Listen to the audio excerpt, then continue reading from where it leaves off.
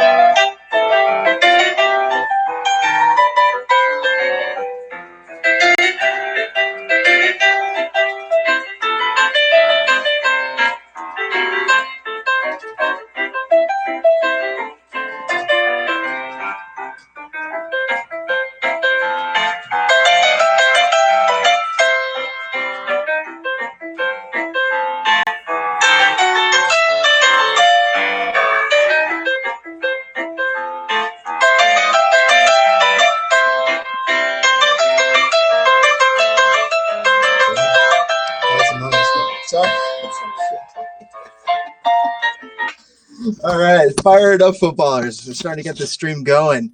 We're still waiting for the Chicago Fire stream to start up. I got Men in Red here. I always call you Fire. Men in Red started off with us. What's going on, man? Oh, not much, man. I'm just hanging out. Hanging out. Hopefully not in the rain and the thunder. No, it's down here in southern Indiana. It's really nice out. So yeah, it wasn't too shabby today. Yeah, it was 40 or top 40s today. Not bad at all. Good dog weather. I wish I had a dog. Oh, dude. Puppies are awesome. Love my dog. Let's see. We'll take a look at the stream. It's not ready yet, but I had some content. Hello, everybody. What's going on in the stream? Welcome to the stream. Everybody watching now or after the fact, smash that like button if you're watching on YouTube. I always appreciate that. Subscribe for more Spitting Fire YT. We got Men in Red here. So always subscribe to him on Twitter. Always great follow. And I'm going to start off the show with an interesting audio we got from Sam Stexel, Chicago native, MLS, big-time MLS writer over on The Athletic. And he had some interesting words and take on what to expect from the Fire this season and how the rebrand and the launch has all gone off. Let's see if I can find that audio, and here we are. I haven't heard this, so I'm excited. Oh, nice. Okay, well, got this. At least weeks until this. And we'll pause it at times and we'll pick it up. You can for 2021 and beyond, and I think that's how the lens they need to look through for this coaching hire. Speaking of, can you hear it? Whether or not to look at things through the lens of 2020 or 2021, let's pivot to another team who should have been focused on 2020 and operated under a timeline that almost seemed like they were focused more on 2021. Right. And before we dive in here, this is the construct for what we're about to talk about. This is on Total Soccer Show, by the way. This is on the Total Soccer Show podcast. They just got absorbed, I think, by MLS or The Athletic. I think The Athletic. Pretty awesome. I've been a long-time listener. They're fantastic analyzers of the game. And they can break down the game, really help you guys understand the game. If you don't subscribe to them, I would highly recommend it for a soccer podcast. If you're looking for a Total Soccer Show, they usually have almost like daily shows too. But anyway, we'll get back to this. This is the construct for what we're about to talk about. We were going back and forth. Also, welcome to the live chat, guys. Sorry, I'll rewind this. Hey, guys, looking forward to seeing Katai and Chicharito. That's from John Smith. David Alaba saying, show the game for a Galaxy fan. We can't show the game, but we'll be talking about it, that's for sure. All right, so let's get this going here. Sorry for the delays. And what are our kind of three most intriguing rosters, three most interesting teams of the offseason heading into the 2020 season? And there might be some surprises in this list, but the one that we're going to talk about first here, Paul was getting at, and I'll let you take it from there. Yes, the Chicago Fire. And people might be saying, what? Why is the Chicago Fire one of your three most interesting rosters? And the answer is because it's so incomplete. And with just a couple weeks until the start of the season, to see a roster that's so barren, that has so many holes to fill, is so unique and so different than anything we normally come across in Major League Soccer, and especially for a non-expansion team. And in some ways, the roster was left for George Heitz, the new general manager, almost bare enough to be like an expansion team, only without the $2.5 million of general allocation money to build a blank slate. And instead, and only without a year or 9 months in the case of Cincinnati, or 2 years of runway, you have 2 months. Right. He had very little time after being hired. Now, part of that, I thought that was a great point. That Chicago Fire coming in basically like an expansion team. What do you think about that? Yeah. What do you have a date on when this was filmed? The 20th, February 20th, 2 days ago. Today's the 20th. Just a couple of days ago. Yes, this is fresh. This is all the Aliceta news, Jimenez included. Like, they know all this. They know everything we know. And this is Sam Stexel talking 2 days ago for reference. So it's really interesting because I would argue that I personally don't believe that the roster is nearly as incomplete as they're making it out to be. That's an interesting point. Yeah, I mean, I feel like that can be argued. Yeah, there's definitely some proven players in some regards, but are also not necessarily proven. It's like because they didn't really maybe play their best under Paunovic. 100% for sure. In terms of players that we actually have, sorry, someone, is your stream working? My stream is not up yet. Is your stream up? Yeah, my stream's up. Oh, your stream's up. Oh, no. I'm sorry. The game stream's not up. I'm watching us on YouTube. That's what I thought. Got it. Okay. What I was saying was there's a lot of new signings, obviously kind of like an expansion team vibe. And there's a very good chance that a majority of these signings are, like, to be quite frank, misses. Like a guy like Alvaro Madron, a guy like Luka Stojankovic, or however you pronounce his name, the new Stojakovic, yeah. Stojakovic. Maybe it's like Peja Stojakovic. That's what I'm basing it off. Something like that. These are like, even if we have a complete roster, half of the roster is new to the league this year. And that's very dangerous because, as we know, MLS is such a hard league to adapt into. So I'm kind of scared, even if we have a full roster, even if we sign a guy like Gaston, which we will, and then trade for a couple MLS-ready veteran type guys, I'm still a little bit concerned to see how they mesh in terms of getting to know the league really well. Some good points. We'll get back into the talk here. Mansueto, who I'm not going to take shots at here because Mansueto has done a lot of positive things since buying the Fire, right? He got the Fire out of Bridgeview, paid a lot of money to do so, and that was an incredibly important move for the Fire. They announced today, got the Fire back on TV, on linear TV, WGN.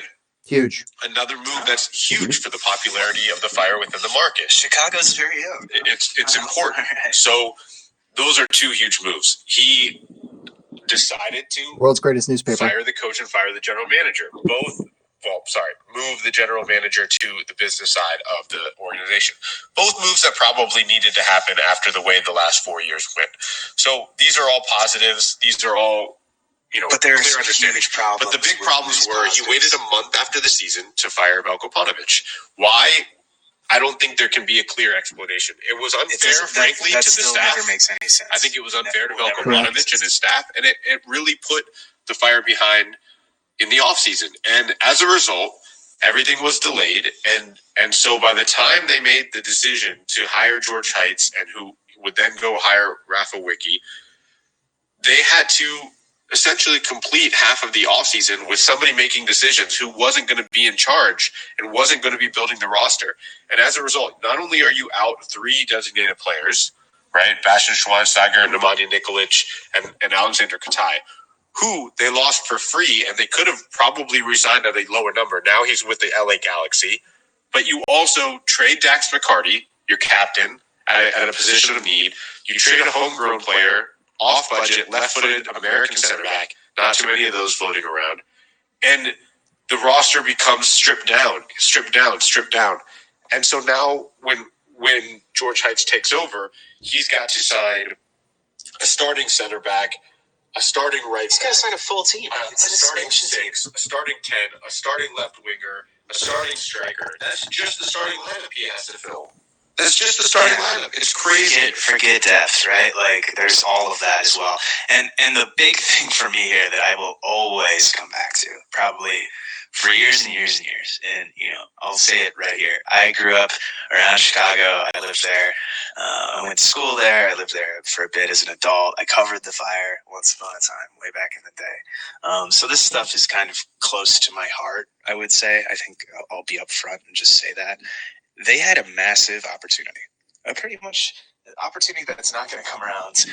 Yeah, I'm going to pause it right there before he breaks into this because he's going to destroy them. They set this up nicely. This is what they were walking into, the situation where they were set up to fail, basically, not to succeed by some slow-handed moves that needed to come early on. They needed to get rid of Nelson Rodriguez the day the season ended, mid-season. They needed to get him out of GM and get somebody like George Heights. They needed to move on from Paunovic mid-season, and maybe they could have rectified the season with what they had because it was going nowhere, and it was going nowhere so fast, and they took too long, and that taking too long might sabotage this entire season is what Sam Stexel's opinion is. And it also, because of that, might sabotage the long-term health and viability of this club and its entry into the Chicago sports scene because it's not entering with a bang. It's entering in with a whimper. Mm-hmm. For sure. 100%. And I think if you look at the timeline, like Sam said, they fired Velko a month after the season ended. I think if you make the decision to fire Velko, which still to this day, that's still, like Sam also said, just logistically makes no sense and is kind of disrespectful to Velko and his staff. But regardless, if you push that timeline a month back, so if you fire Velko Paunovic right after the season ends, and you get that Heights hiring a few weeks or a month after, now all of a sudden, all of these players that we're signing now, including Gaston, who hasn't even been announced yet, right, probably will have had 2 or 3 weeks to acclimate themselves into training camp before opening day. And right now, you look at the guys like Sekulic and you look at Aliseta and you look at Luka, they're not even in camp yet. And opening day is, a week or two away. It's a week away. And these are 3 players that Boris will be your starting right back. Aliseta, they want to be the starting left back, and Luka is going to compete for a lot of time in the midfield. So these aren't just depth guys; these are integral starters. To the tactics and to the system, and to everybody's familiarity with those tactics and system. And they're just getting entered into the lineup, not yet, and we got the game starting next week. So it's a great point. By the way, we got 22 viewers at least watching live. Smash that! Do us a favor, smash that like button. Follow Men in Red 97 on Twitter. Always a great follow if you can, and subscribe for more Spitting Fire. Just saying, smash that like button; it'd be greatly appreciated. Especially with all of you guys going. Game is not even started yet. We'll keep going, and we're gonna keep going now till the game starts. We'll let you guys know when the game starts. I'm watching. The game has apparently already started, but there appears to be a stream issue. At least that's according to Hot Time on Twitter. Okay, that must be true because I have the stream ready to go and everything. Mine's just hanging out here too, waiting. Like a sad puppy. Let's see. Let's go take a look at Hot Time, and we'll read some tweets, and then we'll get back into this audio, which is so juicy. He's about to rip on the fire, I can tell. Oh, yeah. That he set that up. Let's see. The match has started, but the stream is not. Pre-game huddle breaks, and we're just going to get straight kickoff. Only the lesser anthem will be performed. Starting 11, Kronholm in goal. Bronico, right back. Kapelhoff, center back. Calvo, center back. Captain as well. Bornstein, left back. Pineda in center defensive mid. Frankowski. I'm happy. Frankowski on the right wing. Mihailovic in center mid. Herbers in center mid, maybe, or on the left. Yeah, it's probably the left. Madran in some sort of center mid position, and Barrick up top. Yep, that's an exciting time for Fire fans. You get to see your new big striker DP signing for the first time. Hopefully live if the stream decides it wants to work. So I think there's a lot to be excited about there. Mike Damasco saying, I was surprised at how negative Sam and Paul were on the Fire. I didn't get I get it that we didn't sign Chicharito, but still. Vasalti asking, what's the score? Don't know. Game has started. We don't know. Tiny bit of echo, James. Oh, thank you. Might be a tiny bit of echo. I don't know what to do about it though. But anyway, let's break back in the audio. Thank you for that. Thank you for the hit, Jack. Maybe if And we'll pay ever attention. began to capture the city of Chicago went by moving back and sort of close to my heart, I would say. I think I'll be upfront and just say that. They had a massive opportunity. Pretty much an opportunity that's not going to come around very often, maybe if ever again, to capture the city of Chicago went by moving back and sort of feel this spring. Bridgeview, for those of you who don't know, I'm guessing most of you who do, who are listening to this podcast do, Bridgeview, where SeatGeek Stadium was or is impossible to get to from the city. Just really, really difficult if you don't have a car. If you do have a car, traffic on Saturdays is a nightmare. Game's up. Game's up. 9 minutes in. Down attendance numbers. Relevance. They enter this offseason. They're going to do a rebrand. 0-0. They have a new owner who's more committed, I think it's fair to say, than the previous owner, Andrew Houtman, to be a success. And they need to hit the ground running in Soldier Field. They have the second shot at a first impression in the city of Chicago to reintroduce themselves to this massive soccer-loving city. And instead of going out and making some big splashes, they're doing things like signing Robert Barrick as a designated player. And that's no offense to him or no statement on his ability or his talent on the field. But no one knows who that person is. No one. And the other DPs that they've been linked to, similar sort of profile. And in an offseason when we have seen teams sign Chicharito and Rodolfo Pizarro and Alan Pulido, among others from Liga MX. For those who don't know, Chicago has a very large Mexican-American population. And for those who don't know, a lot of those people came out for Cuauhtemoc Blanco back in the day when he was tearing things up in MLS with the Fire. So to have that happening in this offseason when you're rebranding, and that is falling on its face, right? It's really poorly received all across your fan base and all across the league. To have all of this happening in this offseason where Liga MX guys are coming in and you have this opportunity that you're not going to have unless you build a soccer-specific stadium in the city, to introduce yourself back to the market and say, hey, we're the Chicago Fire, come check us out.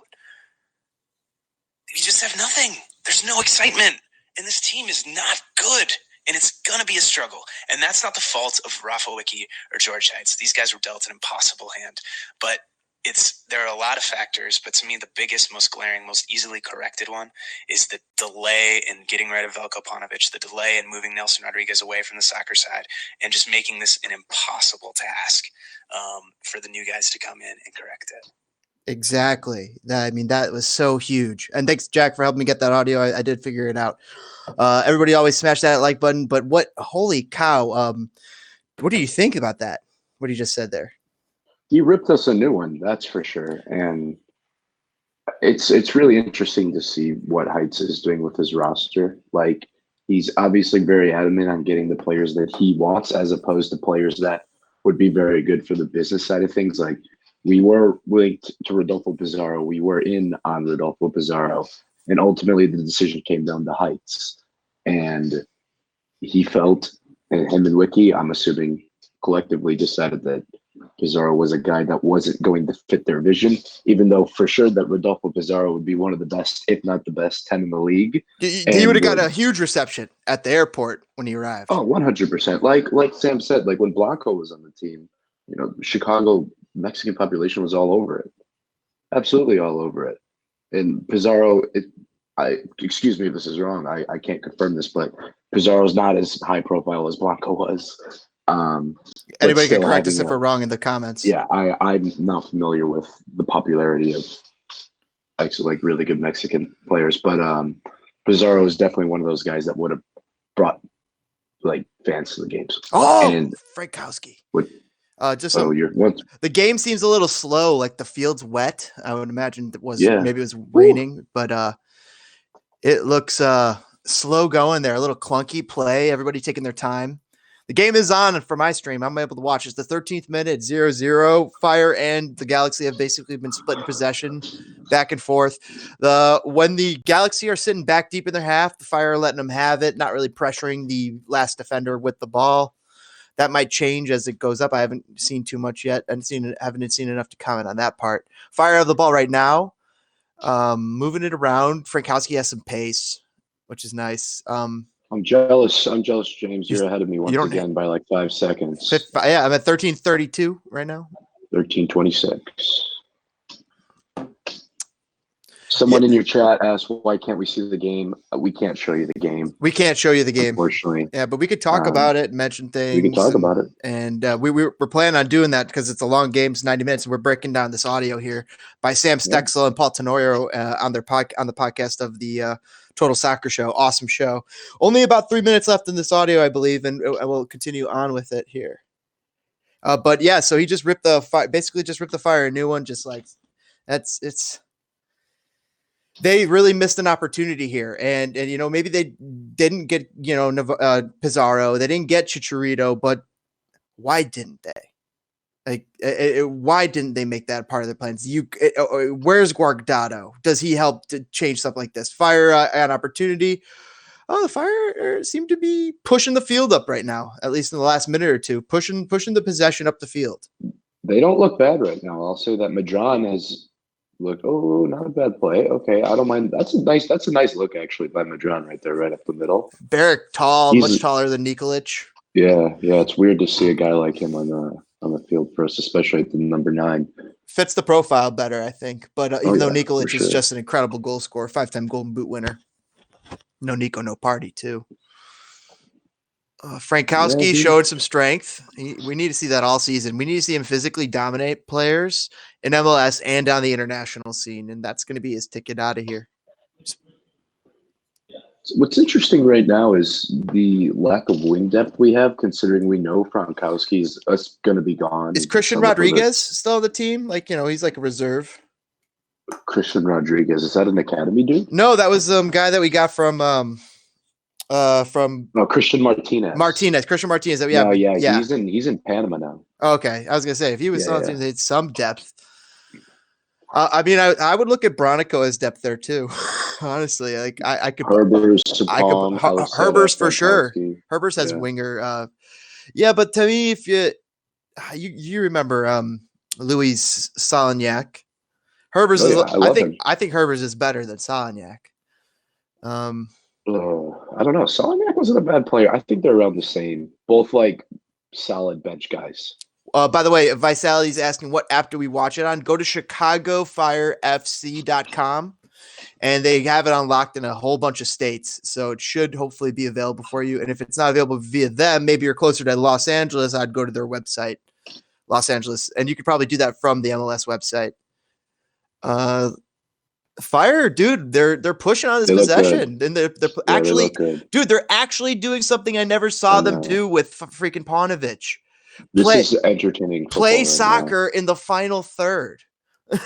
Like everything about Paunovic was playing soccer outside of the final third and trying to get to the final third with pace and speed and trying to expose it.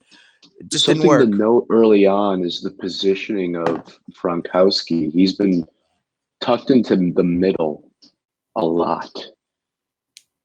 He's pushing into that middle. He's all the way on the left. He's starting at right wing, I'm assuming, and unless he's playing left wing. I haven't actually seen that. I'm going to wait to hold my statement before I make sure he's actually doing what I think he's doing. Oh, there's Alexander Katai. Yeah, former Katai. Former Fire legend. Love him. I've got to try to figure out this. I'll try to figure out this fire formation that we're looking at. Also, Miss Santoya saying, as a Mexican American, he is nowhere near Blanco, but he is a solid player for El Tri. Yeah, sure. Yeah, he would have been a great signing. It came down to a judgment call by Heights, and he wants to make his roster his way. And at the moment, I'll give him the benefit of the doubt. Yeah. But if Pizarro ends up becoming a perennial MVP candidate, then I'll be a little bit questionable that decision. I wonder if their assessment of Pizarro is that, he's not worth the money that we're going to spend on him, and the resale value won't be as high for the money spent. And he doesn't also fit the profile of the game we want to play here. So it's probably all those factors and more than just, he's instead of just looking, he's a Latino player, he's Spanish player, Mexican player. He's going to be able to come in here and really pack the seats, which is not the opinion. Yeah, it's not the priority when you're picking a team out. It's more how the player fits in the team. So I can't fault them for making that type of good. It's a decision and it's a strong one, but Also, what we're hearing is, you need somebody, you need a big name in Chicago. It's just one of those teams. It's just one of those leagues. It's just one of those cities.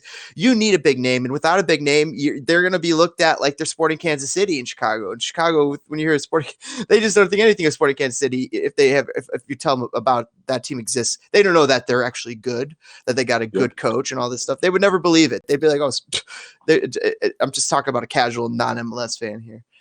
For instance, everybody in the live chat, thanks for joining us while we on this watch along. Everybody smash that like button, subscribe for more Spinning Fire, of course. Always do live podcasts in here, live streams and stuff. We always bring on some cool guests. Check out we got some cool past videos with Peter Nowak, the Chicago Fire legend, first player signed for the Fire. Awesome interview.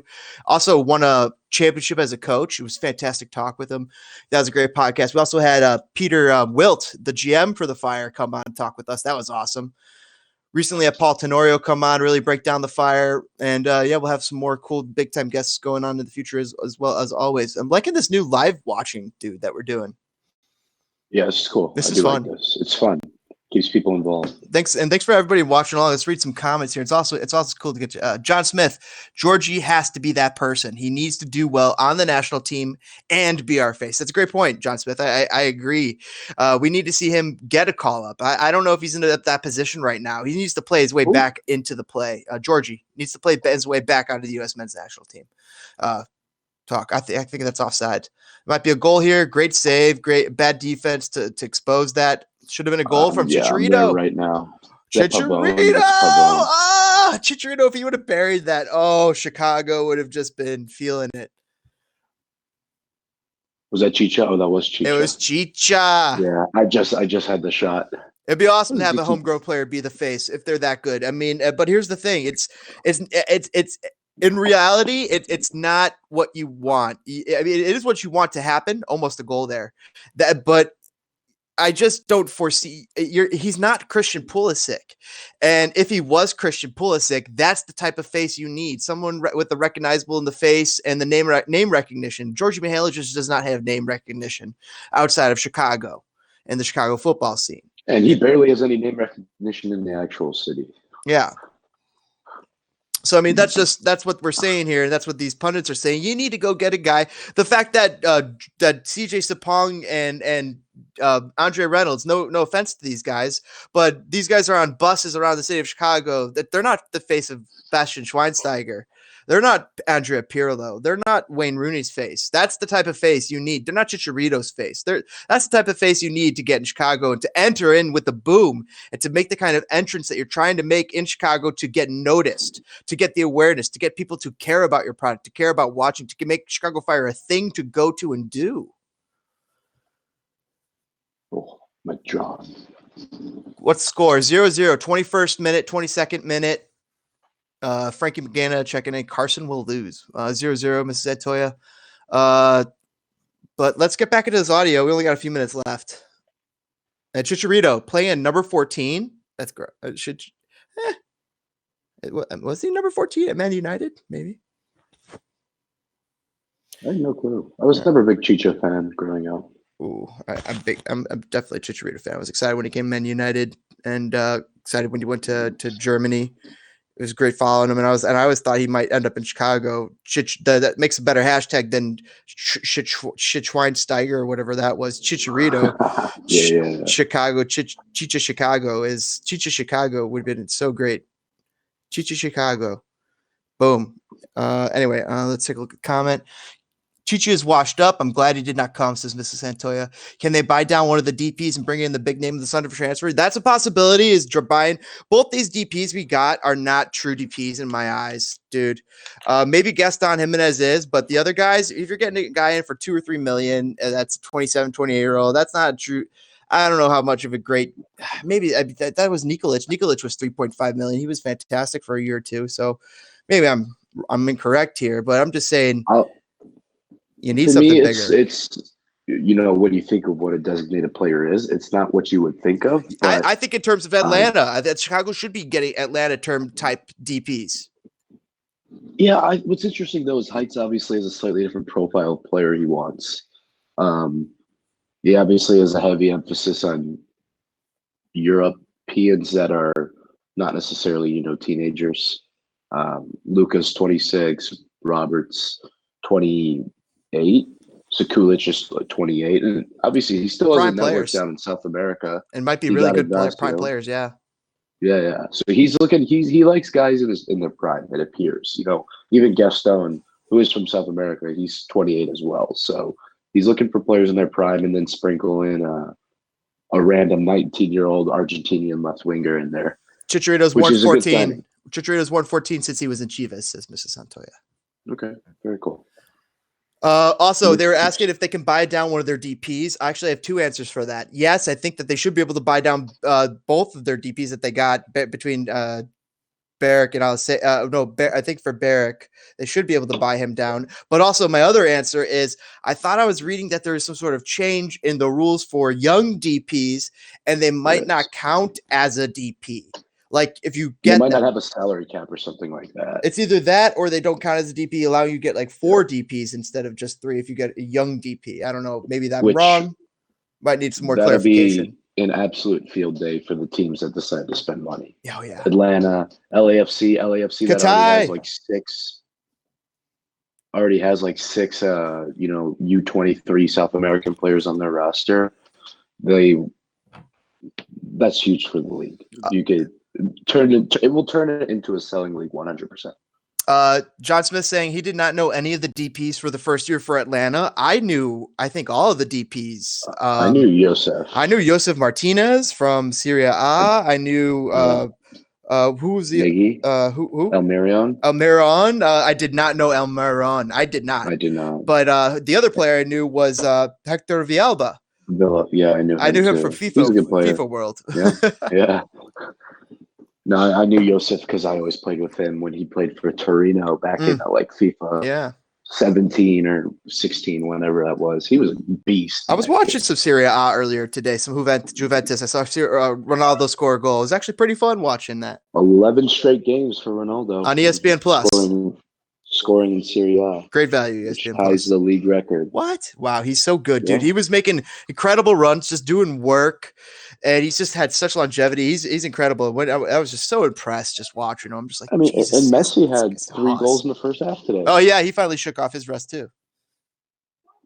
2 best players to ever play the game simultaneously. It's fantastic. Yeah, we've seen a lot of LA, I think, going against Chicago right now. Chicago finally flipped it. Yeah, we're finally moving the ball back forward, and now we are in LA's zone, trying to make something happen. Katai still held with 0 shots, though, entering here the 27th minute. Chicago Fire, Bronico on the ball. Looks back to the middle. What's going on here? Let's see, what are they trying to do here when they break this down? They got overloads. Oh, they got nice overloads going on. Making some runs, try and stretch the defense, stretch the outside backs. Doing things. Like Pineda so far. Dude, they're doing stuff that Paunovic didn't have them do. Like, it looks tactical. There's some sort of attack plan here that wasn't evident with Paunovic, and I'm liking what I'm seeing, at least the initial signs of. And gosh, that crest is hideous. Yeah, it's bad. I like the jerseys though. Oh, it looks bad. I do not yet. Oh, we got a shot. Take a shot there. Oh, good shot. We got a corner. Not the greatest shot in the world, but on net, which is a good shot. Nice find to open Frankowski up for that initial pass though. Quanta va? Oh no, that's Herbers. It's Herbers. Herbers, dude. Herbers is I think a speaker gem. I like having him on the team. Great little reserve player. Could fill in a lot of spots. Oh, yeah. Reminds me of the other guy we had, utility guy from last year that went to Kansas City. I forget his name right now. Liechtenstein player. You guys might remember. Hansen? Not Hansen. You're on the right back. He played right back. He played right. Oh, got his goal! Oh my God! How did you not score? What? Yeah, let me see what happened. How? Oh my gosh! How did you not score? Hasler, good call. Nico Hasler, good call. John Nico Smith. Hasler, yeah. Liechtenstein. That was a great sliding tackle. Is that Barrick's first real good chance, and he bluffs it. He just does not get enough wood on it. It was going in, but the player was there, and if he just got it over him somehow, just a little more extra, oomph on it. I mean, in all fairness, Fletcher came out of absolutely nowhere. Oh, He yeah. flew. Dude, yeah, look He at that. flew. He really did come out of nowhere for Barrick's perspective. That's a really nice defensive play by him. A guy that I never liked and I've always thought was not a good player, but he made a good play there. That's for sure. All right, let's go. Keep the pressure up. I'm liking Georgie's corners. Georgie's corner's been oh wow, great. Georgie's corner's been dangerous. Keep it up, Georgie Mihailovic. He's always been good at set pieces. That's a good skill too, and it's a good player, good guy to have on your team because sometimes you don't have that. It was a nice driven strike though too by who was that, Barrett? No, that was Herbers again. Herbers good dude. I like Herbers. He's another good. Like him and Collier. If those guys are in your reserves, they're two guys in your 18 and CJ. And CJ, those are great. I don't want to rely on them as starters, I'm saying, but if I have to rely on them in a pinch, I'm feeling great with them. I'm feeling pretty good. I agree. All right, I'm going to get back into this audio. I got about 3 minutes left on this audio. For the new guys to come in and correct it. And by the way, I think it would be naive to say that a team that would be successful and win games, even without named players, will draw in the market. This is not Atlanta. This is not LAFC. And there's too much history of the Fire being a non-entity. Yeah, exactly. There's no buzz around it being new. Sam, you've written about this, and I think are planning to write more about it. But the biggest issue the league faces is how to reinvigorate the markets, the legacy markets in this league. Markets. And big city how do you markets. get Boston to turn out for Revs games? How do you get Chicago to turn out the stadium for Chicago? in Boston, but How do you get the Red Bulls to be relevant? And in reality, the Fire could be the best team in MLS next year with a bunch of no-name players, and their attendance will probably get up to where it was with Schweinsteiger. 18,000, 19,000. That's the reality. Nobody cares. That looks bad in Soldier Field, by the way. They needed people. some stars. And I talked to somebody, a source within the league, who said, most of MLS right now doesn't need the star players anymore. They don't need the big names. The Chicago Fire do. They needed that. They're not going to get big it. names. What do we have? We have a rebrand where they're plastering ads all over the city on CTA L train platforms with Jonathan Bornstein, Johan Kapelhoff, and Andre Reynolds, a kid who has never even played a game in MLS. And again, no shade on those guys, but that's your rebrand marketing. And look, maybe the Fire weren't in love with Pizarro. Dude, that's what I was talking about. That's a good point. That's a really good point. Dude, it's nobody knows these guys. They're gonna look at it and they're gonna be like, why do I care about the Crestwood Pirates? The AA ball team, the single A ball team that is just there for the community. They don't have any give them the reason to care. Chicharito is a reason to care. Something like that. And yeah, it's just not good. I'll let you you got a comment in here before we finish this? No, that's interesting. You're right, because Reynolds has been one of the highest marketed players since the rebrand came out, and he's never played a game. And actually, I was just told that he's actually really struggling in training camp right now, and so expect him to go on loan. So you're putting, Bornstein, Kapelhoff, and Reynolds, one of the three of those, your main marketing pieces, so to speak, right now for the rebrand, might be going on loan because they can't even cut it in the league itself. And now you're expecting people to come out to watch these stars, so to speak, even though they're, for lack of a better way to say it, nobodies. For lack of a better way to say it. And no shade on them because they're incredible soccer 100%. Players. And the crazy thing is, when you really think about it, these guys are top 2, 3%, 4%, 5% soccer players in the world when they're playing at this level. I mean, you and I probably play soccer. We're just not nearly as good as these guys. Yeah. I mean, these are Kapelhoff and Bornstein are two relatively known guys for those that know the league, but the Fire need to attract people who do not know the league. Yeah. Basically, people who understand soccer, who love soccer, but haven't gone into MLS yet. And, Schweinsteiger did that. He was like, "Oh, Schweinsteiger, exactly. That's a guy I know. That's a guy I know. That's a guy you could be you could justify for them to go see." Oh, 100%. And there's no really person 100%. Like that on the team. And they're saying Barrick is that's just not, no shade on him, but it's just not the type, the guy though, that's going to light it up. All right. We got about a minute or two left on this audio. With Miami on a with a Sure. an exit release clause of $12 million. Sure, but Right? but if you Cesaro. got out in front of these problems with the front office and the head coach and all of this, and you didn't have 3 DP spots that you had to fill, maybe you only had 2, or you had some flexibility, but you had a spot taken, then you're not in this hole. You're not in this impossible situation, and you can do your due diligence on these guys, and you can take the year that it takes to make first contact and to scout and to make inroads and to convince a big name player to come to Chicago, to a team that has struggled, to a city that hasn't embraced soccer. You can do all that legwork, and they gave themselves no time to do it. And that's not really anyone's fault there necessarily. A month wouldn't have made that much of a difference, perhaps, right? If Mansueto came in and made the changes with Paunovic and Rodriguez right off the bat, maybe it doesn't make that much of a difference. It wouldn't have hurt, but it just makes me upset, Paul. Yeah, I mean, it's sad. It is unfortunate. I would have loved to see Chicharito in Chicago. I would have loved to see what could happen in Chicago, Right? with 30,000, maybe 40,000 he would never come. But if you're the Fire, that's the level they should have been looking. And you got to make a we'll see what Godfather happens. offer for I mean, that guy. credit to George Heights. He's taking it all on in one window.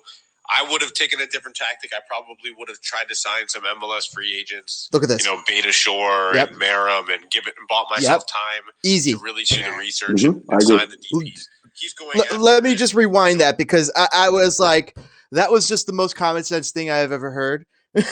Not ever heard. I'm just like, in this instance, though. Beta Shore and Merrim, and bought myself time. I would have loved to see what could happen in Chicago with 30,000, maybe 40,000 he would never come. But if you're the Fire, that's the level they should have been looking. And you got to make a we'll see what Godfather happens. offer for that guy. Credit to George Heights. He's taking it all on in one window. I would have taken a different tactic. I probably would have tried to sign some MLS free agents, Beta Shore and Merrim, and bought myself time to really do the research and sign the DPs. He's going after it. They signed Beric, as you said. They've got, there's reports that Gaston Jimenez in Argentina is going to be another DP signing. Recently, they were linked to Luka Stojanovic, a player coming out of Serbia, 26 years old, who's had an interesting career, was very highly rated as a young player, went to Sporting, didn't really cut it there, has seen his value go up a little bit more now that he's back in Serbia. Can he be a difference maker? Aliseda in Argentina. I'm not saying that eventually they can't find pieces to make this team competitive, but I do think it was the just opportunity a missed opportunity to really become something cool to do in Chicago, to penetrate a market where the Cubs are dominant and the Bears are dominant and the Bulls and the Blackhawks and the White Sox are very present, and the music scene is thriving, and the restaurant, it's hard to break into a big market like this. There's a lot of competition. They missed the mark a little bit. So Not a little bit. Let's switch over to a roster that's maybe. I guess that's debatable. It's how much did they miss the mark, because they're trying to build a competitive team. They might have a good coach here who might be a little bit better than what they had before. Oh, we got a chance here with Chicago Fire, and he doesn't bury it. Yeah, let me see what happens. It's been going back and forth a little bit on both sides. It's been a little bit of an open game. Herbers again, dude. Nice save by Bingham right off his left boot. Good kick. You were saying something about how it's hard to introduce yourself into this type of market. And we're obviously not taking the tactic of signing a marquee signing. And I think part of the reason, and one of the, if not, probably the main reason, that the Fire aren't, the hype around the new rebrand and the new stadium location, people for the past 10 years have seen a really bad soccer team. They have a history of being not good enough or not trying. Exactly. And really the veneer has come off thanks to what Hotman's done here. Hotman has tarnished severely the legacy, and it was allowed to get into such disrepair that fans of Chicago, they know SHIT from Shinola. Mm-hmm. And it's we might have some action here. For Daniel suggesting something. I'm hearing 0-0 still. I truly think that this issue goes beyond just signing a guy like Chicharito. Having a guy like Chicharito would it's way deeper than that. Yeah. It's like I am one of those people who believes that the Fire will not be relevant until they consistently win. And I'm not talking one season. I'm talking 3 or 4 seasons of straight Consistently. playoff appearances, They- and then maybe people will be like, "All right, this is worth going to a game to see what's going on." Yeah, they got to have Seattle or Toronto like success. Exactly. It's one of those things where you could sign Rodolfo Pizarro, and the reason I say a signing, Seattle can't got necessarily do the Clint job. Dempsey.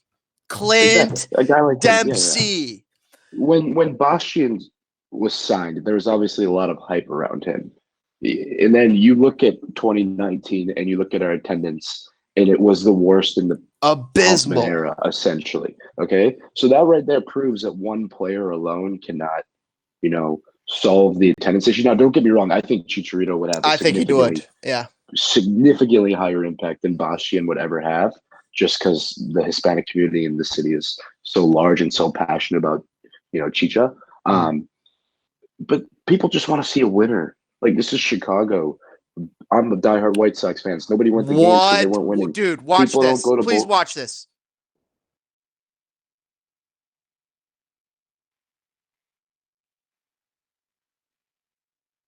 Who shot that? That was Pineda. What was that? The goalie's so lucky. What a shot. Oh my dude. It's awesome to be able to tell you about this stuff actually before it happened, so you could watch that and just really enjoy that. I saw it just like have all my attention haphazardly. Keep going, Mihailovic on these corners, loving this. Yes, multiple years, and if they're good, they got to keep winning multiple years. And if they're good, the year of the World Cup, which is 2026, not 2024, which is kind of interesting. It's 2022 and 2026 are the next 2 World Cups. Last World Cup was 2018. So that's 2018, 2022, 2026 is the next World Cup, and that'll be in America. Chicago is not in the running to get any World Cup games. They already pulled themselves out. Which is ridiculous, absolutely ridiculous. They didn't want to pay. Chicago did not want to pay for security. They wanted FIFA to pay for security. FIFA holds all FIFA holds all the other cities accountable and makes them pay for their own security for a lot of this stuff, and it is really expensive. So, they had a point. And in a city like Chicago, it could have been very, very, very dangerous, especially when they're trying to profile the world 10 years out. And with the problems that they're having in the Middle East, the World Cup being in Qatar, I'm sure that there was a multiple number of reasons that they had to make that decision. That just wasn't cost effective. Selfishly, I wanted a game in Chicago. Oh, my God. Are you kidding me? Yeah. But now we're going to have to travel to go to one, and hopefully will. I will make that trip, especially if the U.S. is there. Oh, that'll be so awesome. Yeah. Even go see a nobody game. Any game would be awesome. But those marquee, those big games at Soldier Field are always Fire fun. on the attack, dude. Game. They just keep Frankowski. Yep, Frankowski had a great pass, but somebody did not have a great shot. Fire, dude, are attacking. They're actually attacking. They have chances created. This is so much better than anything I've ever seen under Paunovic. It's embarrassing. It is embarrassing how much better and how much more you could see the light of day with this change. A couple people in the chat. It is the 42nd minute. The score is still 0-0, but the Fire on the prowl. Correct. They look pretty good going offensively. Just cannot finish quite yet. Can you read the Spanish in here? I can't read this. I cannot read Spanish. Cuánto va otra? I could read it. I just don't know most of it. Cuánto va otra vez, amigos? Hey, what's up there, friends? How you guys doing? Sorry. Oh, what score? Cuánto va? I don't know. Cuánta. Can you see the amigos or something like that? Minute. C-A-N-Quen. Minuto va. I will say this. I really like Kenneth Cronholm's jersey. It's first half. First half still. First half. That makes sense. Yeah. 43rd minute of the first half. Nice shot. Nice chance here for LA Galaxy. Fire holds strong, though. The game's starting to open up as the game's unwound. It's heating up. Katai sporting the number 7, I see. Katai could hit that shot, too. Galaxy fan here. DeMonte Campbell. This is is not. To a full starting lineup is this for the Fire? It's not. You have probably 7 or 8 starters. 2 DPs missing. Two DPs missing. Yeah. Herbers isn't a starter. Bronico won't be a starter. Likely. Likely. As of right now, he would probably be a starter, yes. Like in the first 2 games, he might be started because, Coolidge might not be ready to go, Yeah, but maybe, yeah. but Pinetta's not a starter. he might, So dude. I'll say he's been getting time. he's really good. Pineda's Yeah, been but as getting soon as time. Gaston gets acclimated, Yeah. he's getting the boot, which is great because I think he's a fantastic. Georgie's a fantastic starter. piece off the bench.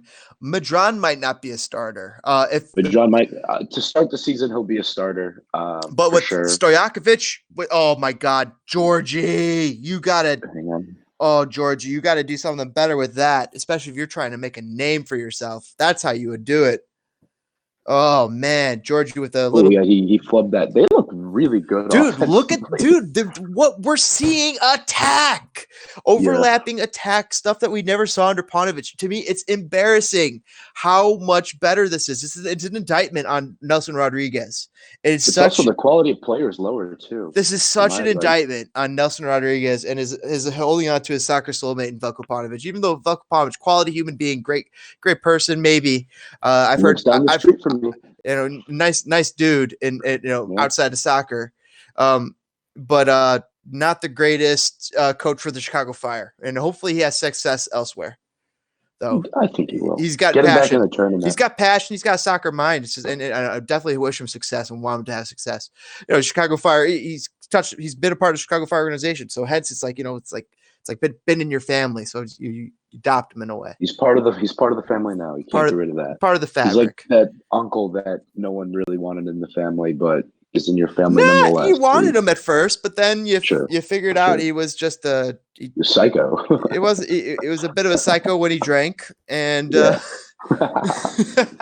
had some awesome press conferences, some awesome. These are some fantastic metaphors. Halftime 0-0.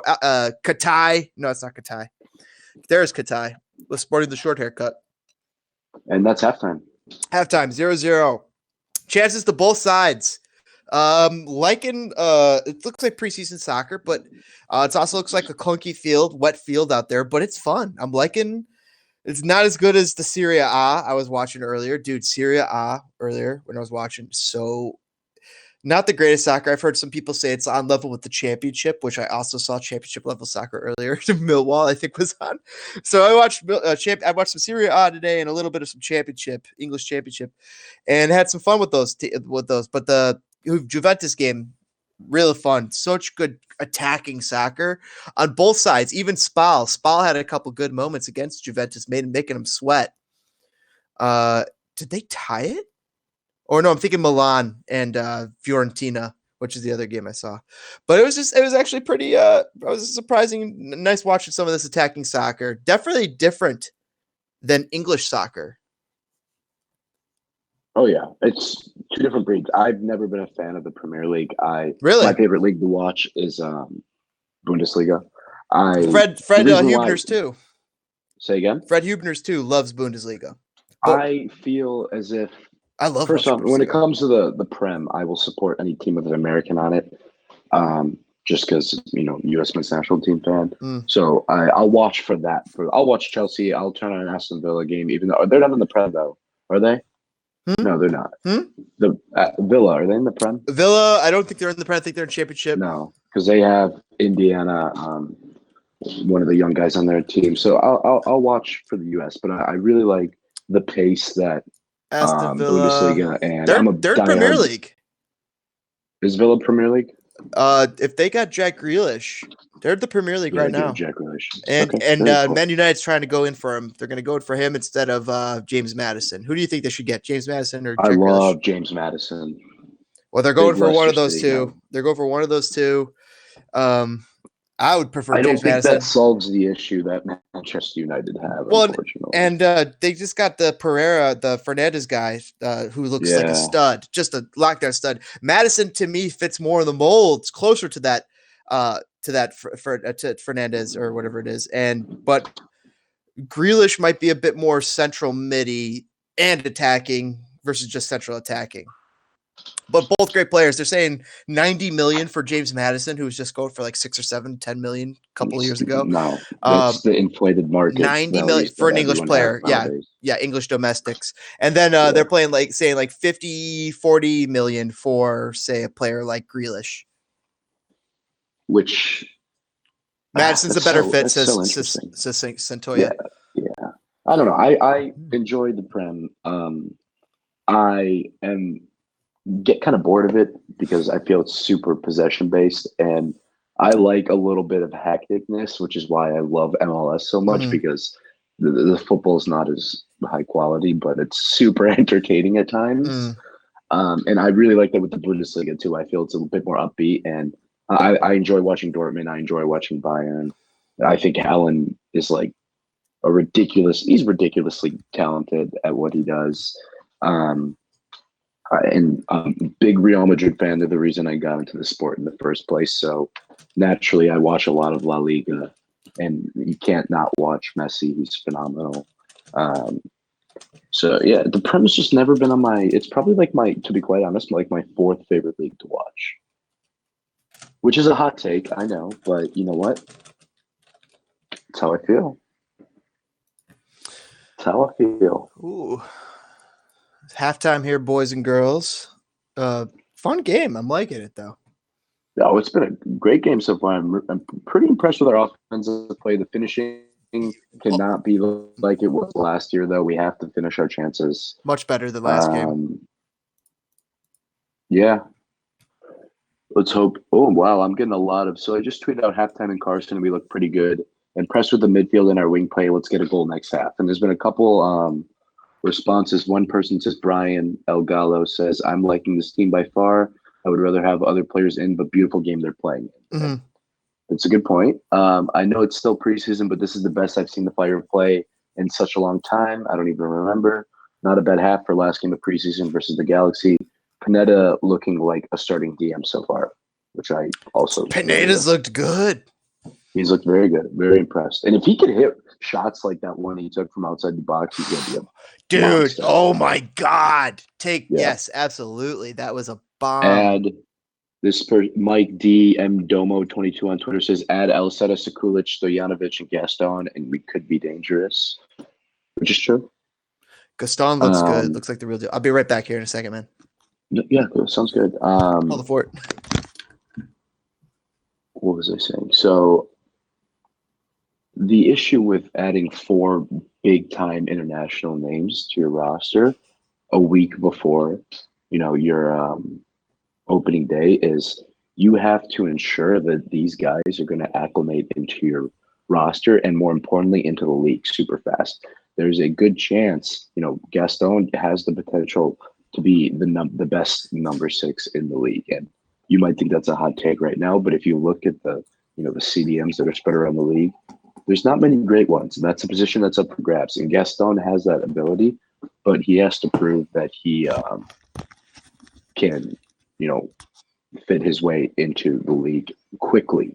Because in order for the Fire to have a really solid midfield, he's going to need to get there quickly, and he's going to need to acclimate quickly, learn the ways of MLS, get used to the wear and tear of the travel, and succeed. And that's the same with Boris, and that's the same with Alceta, and that's the same with Luca. All those guys are going to have to learn to acclimate quickly, or they're not going to be as good as we need them to be. Absolutely. That's for me. That's the turning point to this season is if your new international players, Barrick included, can get used to the style, the play of MLS. Huge. If they are able to do that, I feel that Ignacio Alceta and Luca and Gaston and Sekulic, they, along with the rest of the roster we currently have, can get us a playoff spot. But I really think there needs to be an emphasis on those 4 players, or those 5 players, I should say. Everyone else knows the league, and we know how talented they are, and we know what they can do. These guys are all toss-ups, though. And I would argue that MLS is one of the hardest leagues to come into and play well, and people struggle with that all the time. It's physical. It's got a football NFL-esque, type of tackle, real lot of shoulder tackles and pushes and shovings. I think that you see grabs in other leagues. It's not as grabby as some leagues, but it's definitely Oh, what the hell's this? What the heck was that? What happened? I don't know. I saw some crazy error. Maybe it was just some crazy error. I had a whole bunch of comments maybe just show up. What channel? So go to ChicagoFireFC.com or to LA Galaxy's MLS website. That's how we're watching. Check out the Chicago Fire channel. Oh, that was you. That would be me. Yeah, that's me. Yep. Game's on hiatus. Let's see. Let's see. Oh, you know what? I'm going to check in onto our friends over at Hot Time. And yeah, while you're pulling that up, Peter, who you responded to my tweet, he said, "Look at the shape when we have the ball. It's actually good." Yeah, I'm so impressed with know. a few starters to come and things are looking up. I missed the first 20 where we were all poor on all accounts. Seriously, it's a good point. Our shape was good. We were moving around a lot. We were shifting their defense a lot. We were passing the ball. It's impressive. It's good. It's good soccer. Absolutely. I'm gonna rip off some tweets here from Hot Time in Old Town, courtesy of Ruben Tish at Ruben Tish on Twitter, or at Hot Time Old Town on Twitter as well. He's tweeting out on behalf of them. He always writes for them great stuff, and like what they've been doing lately. Hey, Galaxy, can we get the stream working? Yeah, of course. We have sound but no video. Okay, we're live already. The Fire looks a lot better than they did a week ago. They were more confident on the ball as a team and are controlling the pace. Very true. Bronico just let Pavone right by him. He's clearly not comfortable at right back. He's not True. comfortable, That's true. But he can hold it down in a spot if he's asked to. He could just go and do a job in lots of places. Chicharito is so good. Kronholm did well after being left on an island by his defense. That to me is the biggest question point. The offense is starting to look like it's coming together. The defensive backline has questions for me between Calvo, Kappelhoff, and Bronico. Bornstein, like I said in the past, I don't really have questions about, even though he was getting torn apart a little bit, I think, last week. But that might be, the whole back four. No Epstein saying, thank God we got Sekulic. Hot Time. I feel like it would serve the LA Galaxy to go back to the green and gold color scheme at some point.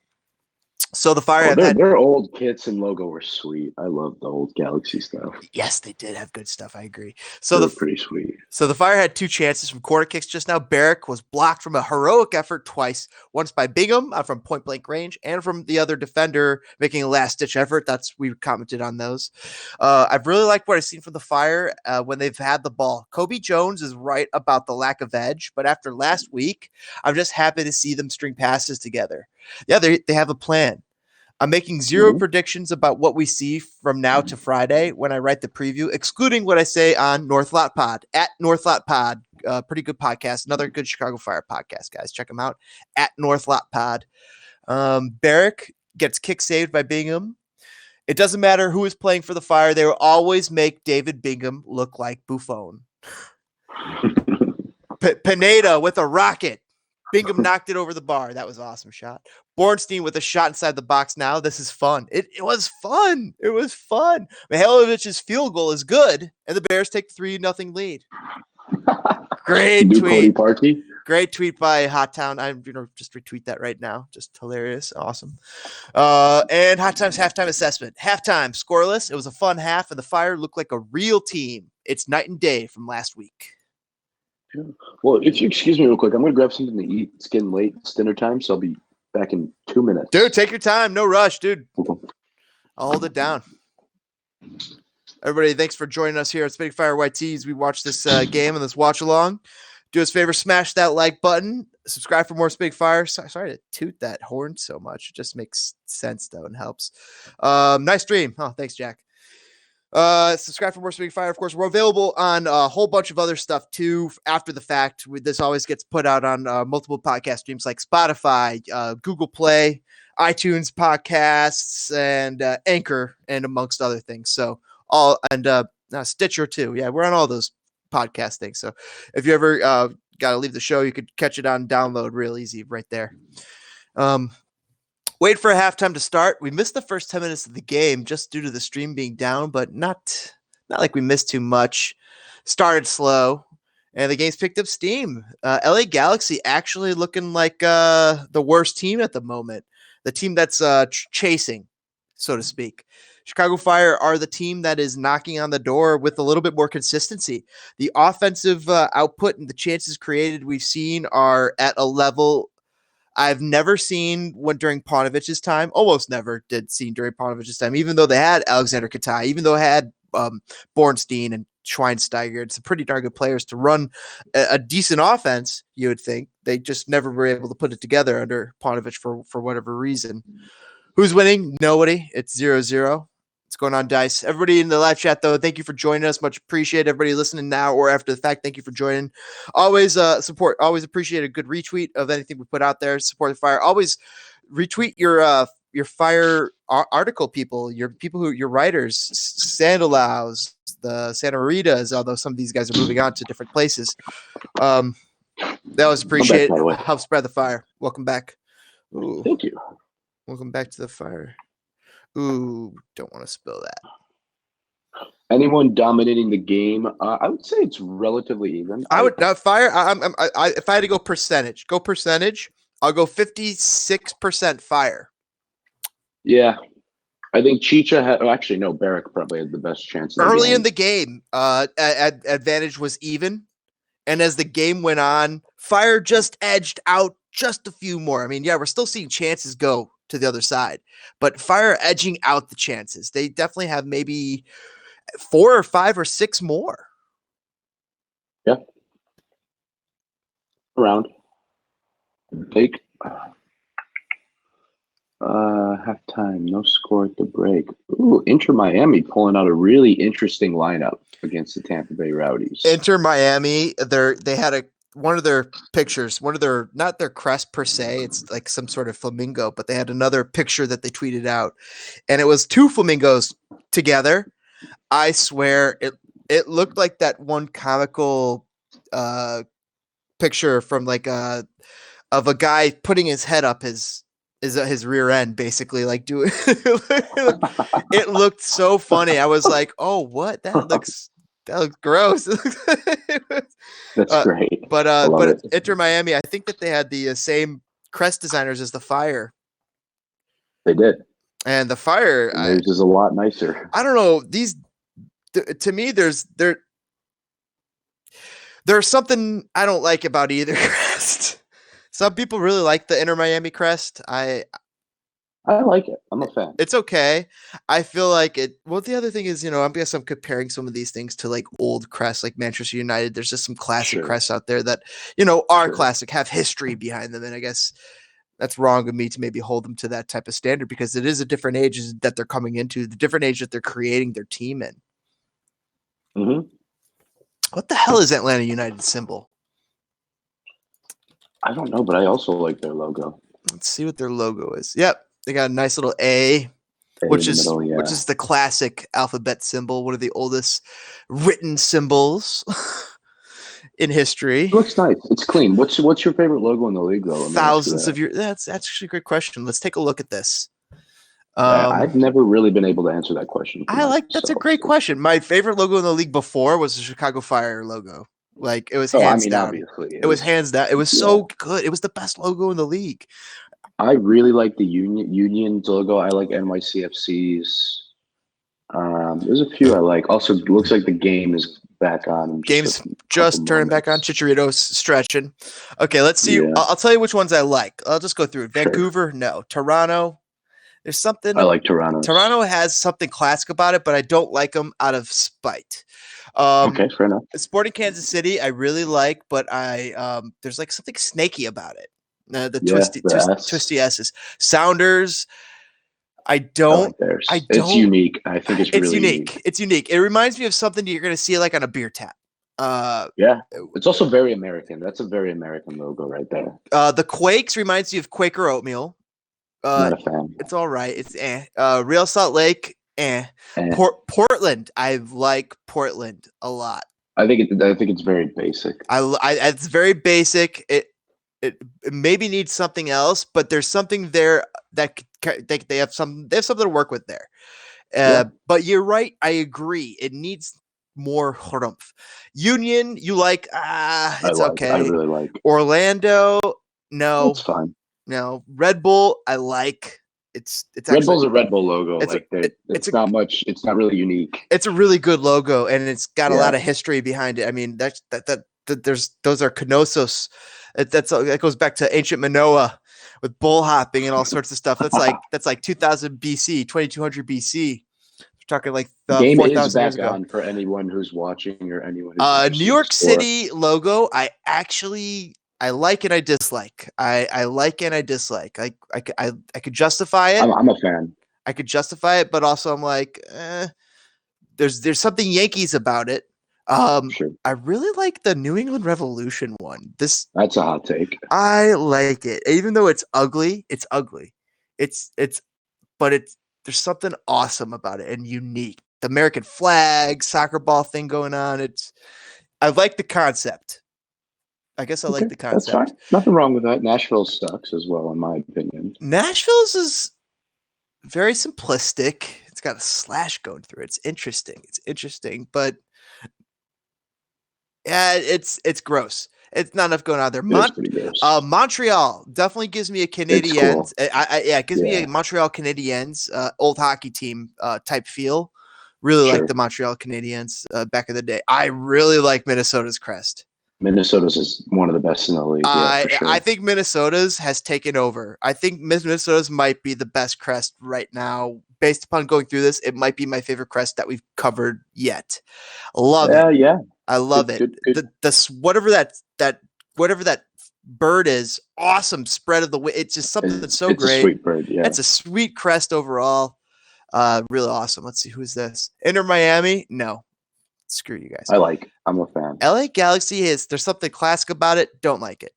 LAFC I like better than the Galaxies. I like better than the Galaxies, but I don't like it. Dynamo, bunk, really bunk. They need something. Yeah, I'm not a fan of orange. Dynamo should have a freaking piece of dynamite trying to explode, or like oil underneath an oil explosion thing. Yeah, something like that. That should be the Dynamo. Just the way that crest is junk. DC United has an awesome crest. Yeah, there's just pretty rough. They're in the top 5 for sure. DC United's crest with that valorous eagle. That just looks pretty cool eagle. That's great. FC Dallas. I could see some people really liking this crest, and I could see some people really thinking that it's. I think it's just meh. Yeah, I like the bull though. The bull's cool. The bull itself, the concept, they need to somehow keep the concept, but fix the crest. It's not good. Yeah, Columbus Crew. Even though they're our enemy, I really like their crest. Love their logo. I'm a big fan of their logo. Yeah, I really like their crest. There's something classic, unique, special about it. It looks good. Denny is geo-blocked, stinks. We'll tell you about the game though, Denny's. We'll help you out over here. Right now, LA Galaxy are knocking on the door, and Fire are trying to pick up the pieces. It looks like they managed to do so. They got out of that trap. Ooh, nice move by Frankowski. He's looked good so far. Dude, today. Frankowski, let's go. Frankie's time. Let's finish off this crest hunt. Colorado. I like theirs. I'm a big fan of theirs. I got to look at it closer. I really like it. I like it. It gives me a Colorado Avalanche type feel, which I love the Avs. Probably my second or third favorite hockey team. It's a very Denver logo. Very Denver logo. Yeah, you nailed it. Like for the people of Denver, that is such a Denver-esque logo. It gives that vibe. It's accurate. It's accurate. I'm not saying it's a top 5 logo, but it's definitely in the top 10, way better than the Fires. It also feels small. It does. That's why I'm saying, like, I feel like it needs to be bigger. It needs to be more mountainous and bigger in that regard. And then here we have FCC, and I think theirs is way too fat. FCC, if that makes any sense. It is fat. I like their concept that they got. There's Sorry, I saw something in the game. Got excited. My bad. Oh, I thought you said goal. And what? I'm like, what? Oh, Chicharito, though. Chicharito knocked on his butt. Who just launched that? Another field goal. Go kicker. That was Madron. Madron. We got to start breaking down. Let's start trying to peg him, because I don't know if we've seen enough from Madron, and I wonder if that's why they went to go get Stojakovic. That's probably why they did. I've been told he's not been impressive in training camp. Madron, yeah. Or as impressive as they need him to be. And they're relying more on Georgie. They trust Georgie more than Madron. 100%. He knows the system. He's familiar with the league, and from what I've seen, as of now, he's just as skilled. So FC Cincinnati, though, I'll round this out. FC Cincinnati, it's an okay logo, a little bit fat, needs a lot of work. It's not that great. It's actually not that great. Chicago Fires is horrible, so bad. Atlanta's is good enough. They're bottom top. They're in the top 10. I like their A. Yeah, it works. I like their stripes. It's decent. It's solid. But I guess my favorites are the Columbus, the Minnesota, and the DC United. Yeah, I would agree with that. I rate Inters really highly as well. I do. like theirs. Yes, I do not rate Inters. And I don't rate the Revs. So we naturally, we got our differences. Inters is okay when I look at it. I'm looking at it. It's not. It's good. It's definitely good. But like I told you about that guy bending over. Now you can't unsee it. Oh, I see it in that now too, and I'm like, oh my gosh, you could just see it. This guy's just bending over in front of these two birds. Sure. Yeah. Oh God. I don't know. It's just something about that I see. Okay, let's go back to the game. 50th minute. Let's get some action. Oh wow, we got danger. LA Galaxy trying to make some danger happen. It was fun watching Zlatan with Milan earlier, by the way, just to drop that name again. Oh, Zlatan is so dirty good, dude. It's insane. He's very talented, yeah. I gotta look up how old this guy, because this guy's still he's 38. He's a top 10 striker. He's top 15 striker on his day. He did a goal. He scored a goal today. It should have been a goal. They called it back. I felt like they robbed him of one of the prettiest, craziest goals that they probably would have had in Serie A. It was that good, and he put in so much dirty work to get it. Oh my God. Zlatan had a great game. Zlatan is so awesome. Serie A between Zlatan and Ronaldo, Milan and Juventus, awesome. It's fun. That alone makes ESPN Plus worth having, regardless of the WGN, World's Greatest Newspaper, getting the fire for free, which would be great. Me, who live in Indiana and don't have access to WGN, it's that much more worth it. True, that's very true. Zlatan, 38 years old, and not to mention Zlatan, but the Zlatan heir apparent, Haaland. Yeah. This guy, people's got to start watching. He's a monster. You got to start watching this guy play. Right, soccer. he's the most informed striker in the world right now, and he's younger than me, which is scary to see. Erling he's younger than me. Braut Haaland, son of another soccer player. His dad was Haaland, was a soccer player as well. But this guy is insane. The work rate he has, insane. The pace he has is like a huge 6'4" guy, insane. 19 years old, born in the UK, but he was born in Leeds, but does play for Norway. Yes, because his dad was probably playing in Leeds at the time. Sure. Let's see. His dad, his name was. He's a man. He has 12 goals in 8 games or something ridiculous like Alf that. Inge Rasdal Haaland is a Norwegian former professional football player. He played for Bern, Nottingham Forest. Goal! Leeds United, Sasha Kleshen, who I'd love to have here. Leeds United, Manchester City, and Roseland. He played for Leeds, though, back in 1997 to 2000. A lot of games there. So his dad was in the Premier League in the last 20 years, basically. Haaland. I mean, he's 19 years old. Okay, that's what I would call a defensive fail. Kronholm was left out on an island. He saved the freaking goal 3 or 4 times. What more could freaking Kronholm do there? The center backs left him out to dry. Now Kronholm's injured. He got kicked, it looked like, during the play. Oh. Kleshen's laughing. And of course, not at the injury here, just trying to be indignant for indignity's sake. But left out to dry, absolutely. Who were we looking at to score in the second half? Well, I was not looking for LA to score. That's for certain. I'm looking for Barrick to score, but I've not seen enough out of him. Who are the players I have seen a possible goal out of? What's his face? Herbers. You might see a goal out of Herbers or Frankowski. Or Pineda, if he takes another crack like that. Kronholm, pull him out. There's no reason to play on. It's a freaking practice game. Just get off and get some rest. Yeah, goal though, 1-0. Galaxy are leading the Chicago Fire here in the 55th minute. Was it a good goal? No. It was a dirty goal. Yes.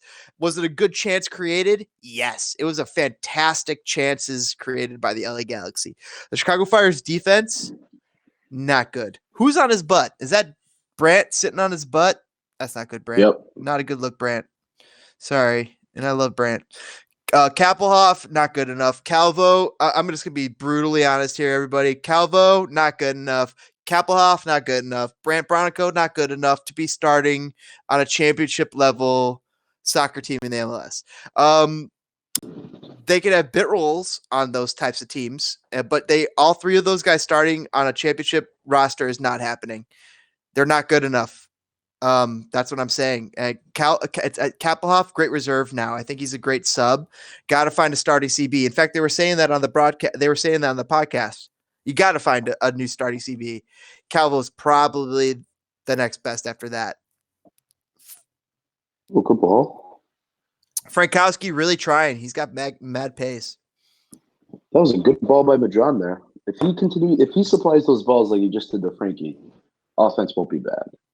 That was a really nice weighted ball. That was not Perfectly Madron. weighted. Oh, that was Herbers. That was Herbers, dude. Herbers is Oh no, better. that was Barrick. That was Barrick. Whoever it was. Excuse me. Madron, not impressing. He was okay in the first half. They're trying to give him chances. Nice pass by Barrick. Wow.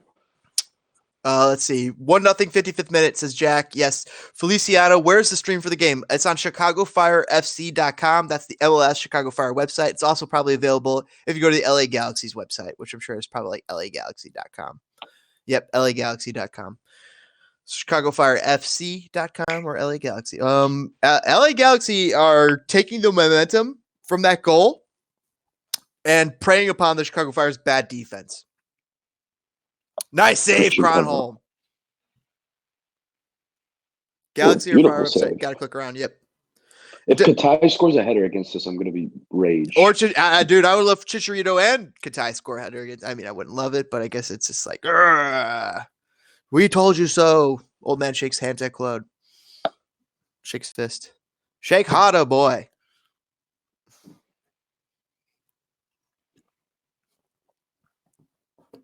So who are we looking to score, though? Second half, I was saying Frankowski or Herbers for the Fire. That'd be nice. Brant clears it out. I mean, right now, though, the game's flipped on its head. LA Galaxy have all the momentum. Fire are sitting in quicksand right now. They really got to get out of this.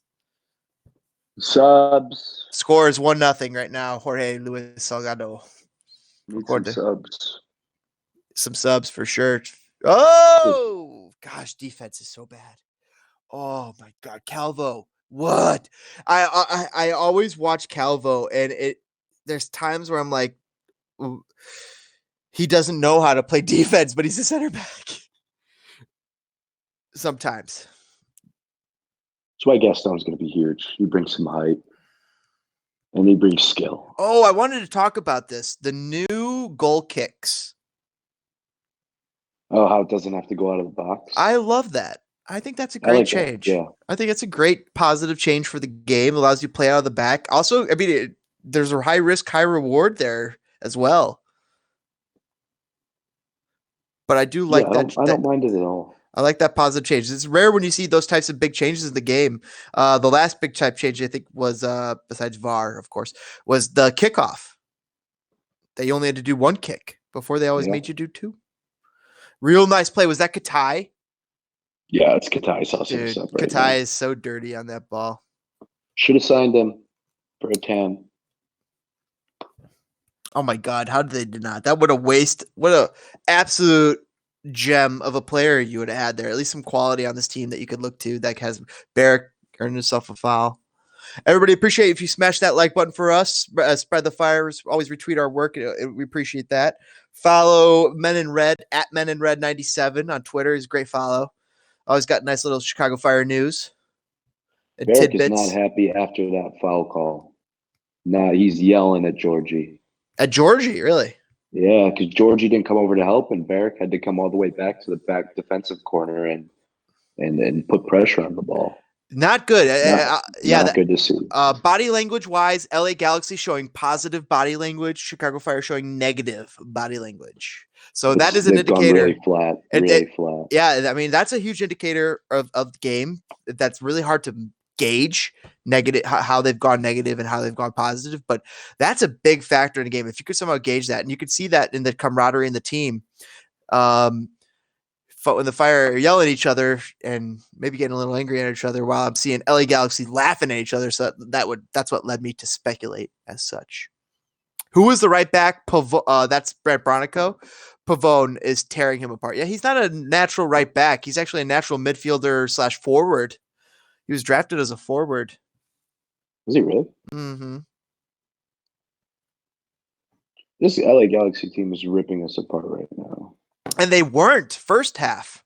We were doing wrong, the ribbon. They have really talented players. Like Pavone and Katai on the wings is one of the most dangerous wing combos in the league. Dude, Pavone and Katai, in my opinion. I think they're sleeping. That's better than Alessandrini and whoever the hell they had before. Alessandrini and it's Pavone. Who's their other? Pavone. Yes. Only for a season though, because Alessandri didn't play much last year. Exactly. It was Alessandri. Ability is one of the great. Alessandri, yeah. That's Giovanni one of the greatest Dos skills. Santos and Jonathan Dos Santos and Roman Alessandrini. What's up with him? Where's he nowadays? Alessandrini, I think he moved on. I'll look it up. I know he's not at the Galaxy, but he's not still in the league, is he? No, I don't think so. Alessandrini, I'll look him up. Listen. He'd be a great player to have. I'd take him. Yes, as a bid role player for sure. Oh, or 100%. Or I mean, like as a reserve, he'd start over. He could start over some people too.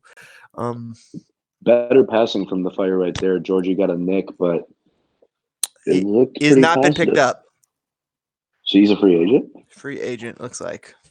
I would take him in a heartbeat.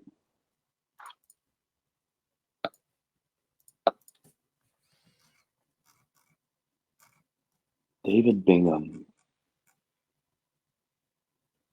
Yeah, he's without team right now. Yeah, Alessandrini, I mean, but he's recovering from injury. He might not have recovered the pace and the skill, but a good reserve player if you could get him on a Katai-like deal. But that's like basically trading Katai for Katai, but maybe one with a better attitude. Better attitude and a less selfish skill set, in my opinion. Do the Fire look tired to you, John Smith? Yes, they do. They need to change. Oh, we got a chance here. Oh, my God. Who did that? Is that Calvo? Oh, my God. It was. I don't mind that pass attempt. It just felt like he hesitated. No, he made the right. If he had shot that, it would have been a goal. He had the right idea, and I like Calvo's tenacity in those regards. That's one of his positive effects. He does bring some offensive tenacity to his game that you don't always get out of him. Sergei Ramos type. But like Sergio Ramos, like super light. Like not even close to Sergio Ramos, but I'm just saying esque, I guess. Yeah, in terms of style. Yeah, not style. skill. Oh, Kappelhoff. Two what different was that? levels. Kappelhoff just owned Katai. I think he just kicked Katai in the nuts. Watch. Kappelhoff just said "fuck you" to Katai. Oh, excuse me. Pardon me. When you leave. Pardon me.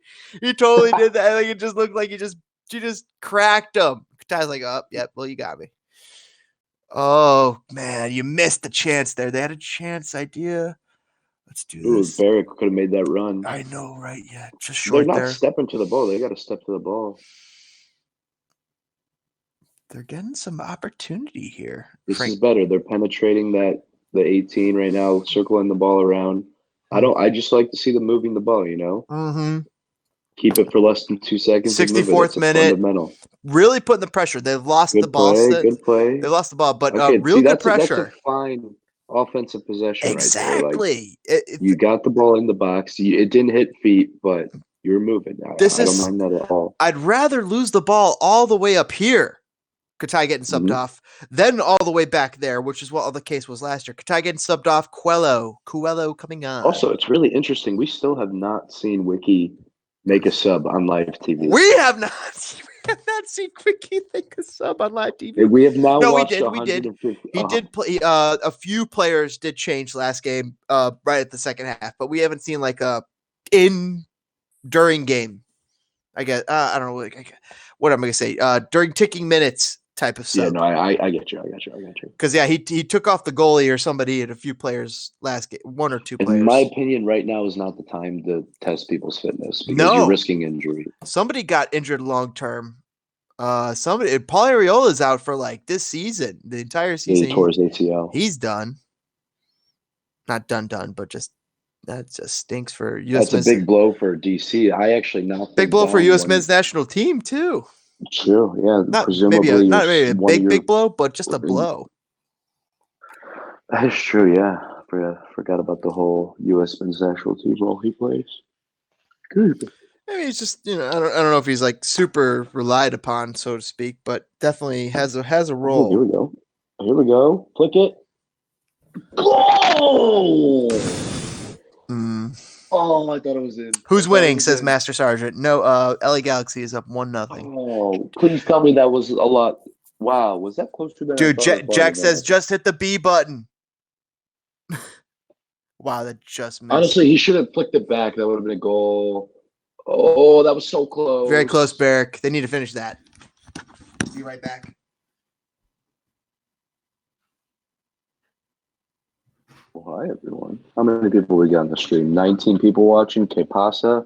I wish my Spanish was remotely good. Another goal? No goal. Barrick took a far post shot inches from the post. Excuse me, I don't speak Spanish, so if someone could be translating, that would be fantastic. Who made the first goal? It was Sasha Kleshton. How many goals will they score? I would like to think a lot. Who scored? Sasha Kleshton of the Galaxy. The Fire have not scored.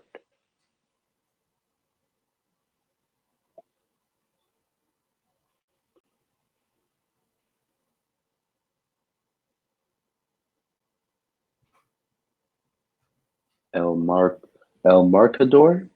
What is El Marcador?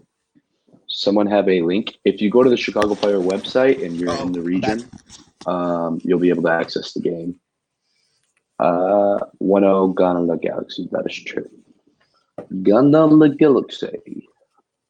Robert Barrick had a really good opportunity to tie it up a few minutes ago, just wide. Didn't he have a better opportunity earlier in the game? He did. Remember, Rolf Fletcher came out of nowhere to block a wide open goal. Yeah, oh yeah, that's what it was. Yeah, that's what it was.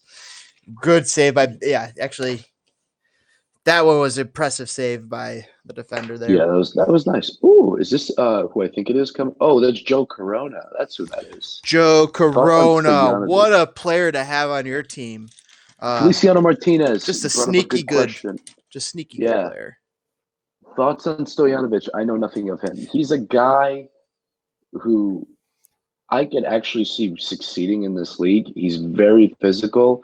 He's also likes to shoot from outside the 18. And from what I know, he's pretty accurate. Hang on here. We got a LA Galaxy. Oh, this is gross.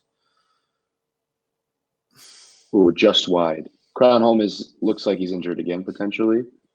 Pull Cronholm off. But yeah, regarding Luka, he's one of those, in my opinion, low risk, high reward signings. He's definitely going to compete for first team for starting 11 minutes. There's speculation that he was potentially an additional option to Alvaro Medran, who has not been that impressive in camp, and to be quite honest, hasn't been that impressive in the games that we've watched him in so far. And we've only seen this and the other, but he's not really appeared. Yeah. Everybody else has at least made an appearance or something. I mean, the most I've seen Madron is this run that he's making on this guy right now. That's the most I've seen out of Madron. Was his. And I like the hustle, but he was kind of forced to hustle there. Yeah, definitely. You're right. You like the hustle, but just you're expecting this guy to be a bit more of an offense dynamo. Cronholm probably needs to come off. I agree. Take him off. Yeah, he needs to get off. That looks like pain. Yeah, that's no fun right there. Bring in Sparrow. Oh yeah, bring in Sparrow. I'd like to see him get some more time. Yeah, that collision did not look good. That's what I said. No, he's hurting. That's not good. Your presumed starting goalkeeper gets injured. Yeah, that was a strong collision. Good point, Jack. Well, he's up. He's sitting up. He doesn't look like he's standing. He's wobbly. We'll get a good view of it here. Great pick apart of the defense. Where the heck's the center backs? Why is Madron our number 10? The farthest back center, it just Calvo and Frankowski. Yeah, not really too. sure what happened there. And Frankowski too. Like, oh, such a horrific breakdown. Oh, he got his butt kicked right there. Hey, staying in. That's a dumb decision. Sub him out. Wiki, what are you doing? Kitchen, yep. Joe Corona coming in. Joe Corona, for Perry Kitchen. For Perry. I don't know my brother Perry. They have good midfield depth Perry? on that roster. Very good midfield depth on that roster. Joe Corona, Sasha Kleshin, Jonathan Dos Santos, Perry Kitchen. I think my brother might have played with Perry. Really? Mm-hmm. He used to play for Hearts. Back in the Chicago Magic. Yeah, he's born in Indianapolis. IMG Academy 2007 to 2009. Akron Zips 2010. Chicago Fire Premier 2010. Yeah, that makes sense. Yeah, my brother played with him. We would pick him up in FIFA because he had some good potential for a while. Chicharito not scoring a goal. He's going to get really annoyed with this league really quickly. I think so. It is the 71st minute, by the way, Garcon. We have been asked, do we think that there will be another goal? I absolutely think there will be another goal. I don't know if it's going to be the Fire or the Galaxy who score it, though. If I had to predict, I think that the Fire are going to score a goal, but I could also see Galaxy scoring a second. We'll see. The chances have dried up, though, for the Fire. I mean, in honesty, the chances have become more plentiful for the LA Galaxy. Okay, now let's see a counterattack. It's pretty gross. I don't like those long balls. We played that. That's exactly that was Paunovic's play right there too. Yeah, Paunovic. Yallop did it too a little bit. Yeah, Yallop is a great call. Great shout out. It's not fun to see. Ooh, I really like Pineda. He just got overwhelmed there. Perry Kitchen had a unique stat in FIFA 12: leader of men. Wow, he was the captain at Hearts. Was he playing that long? Gotta look Perry Kitchen up again. Good D by Bornstein that time. What minute is the game? Can you tell us? 73rd. 73rd. Yeah, Randers, Heart of Midlothian, which Midlothian's in Chicago, or just on the south side of Chicago.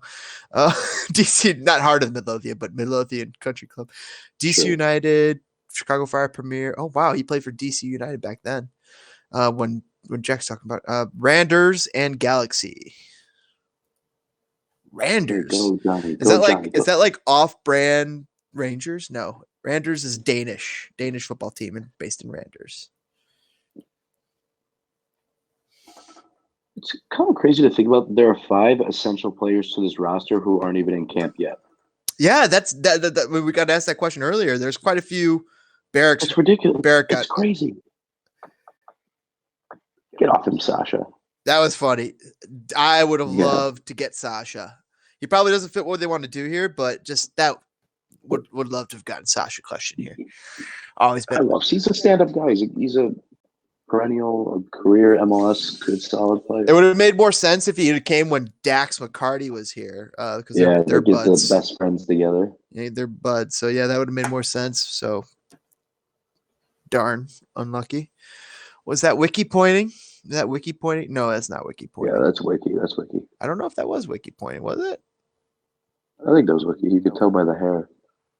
I think that good health like Calvo there. I don't know yet. I don't know which. I haven't noticed which bench is going. Which? Oh, Sebastian Lletget, 2 in the midfield. Wow, they do have a really good midfield. Galaxy got some good players. Lletget, Corona, Kitchen, Dos Santos, Question. They lose Zlatan and they somehow have gotten better. But as a team, as a team, they got better. As a team, Zlatan is definitely a force on his own. We should have shot that. That should be a foul. That should be a foul. Come on. Is that not a foul? He called it. He called that. Come on, ref. And I want to see some subs. Wiki's starting to piss me off. That's what I'm saying. Get us some subs. Get some fresh legs out there, especially because you could refresh the entire team right now. It's the preseason. We're not going for win here. We're going for concepts, and these guys are starting to get too sloppy. Oh, dude, Cronholm's got to go. Yeah, no, he's hurt. Dude, get him off. He took his glove off. Oh, he needs a new one. Get him off. Okay, finally, we're seeing somebody getting subbed in. Somebody's coming in for Cronholm. Is it Bobby Shuttleworth? Yeah, it was Bobby. Oh, dude. Cronholm's out for a while. I just saw it. Cronholm's out. He's not starting the first game. You could guarantee that. Take that to the bank. Happened? You just watch that replay. Just you'll just see it on the replay. I just missed the replay. His lateral movement went to crap. Bobby Shuttleworth coming in, you called it. He could not pivot. When he pivoted on his ankle, it just and you could see the pain erupt on him. He's going to need a few, maybe 2-3 weeks to recover from that. So Bobby Shuttleworth, your starting goalkeeper. I think we just lost Cronholm, which is to me not really the hugest loss. Any one of these keepers are pretty much all the same. Cronholm, Shuttleworth, Sparrow. Sparrow's got potential. Wiki talking to him.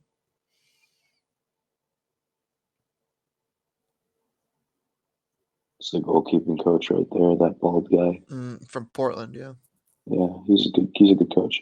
Elliot Collier is not playing today as he's traveling back to New Zealand to finalize his green card process, courtesy of Guillermo Rivera at FireConf on Twitter.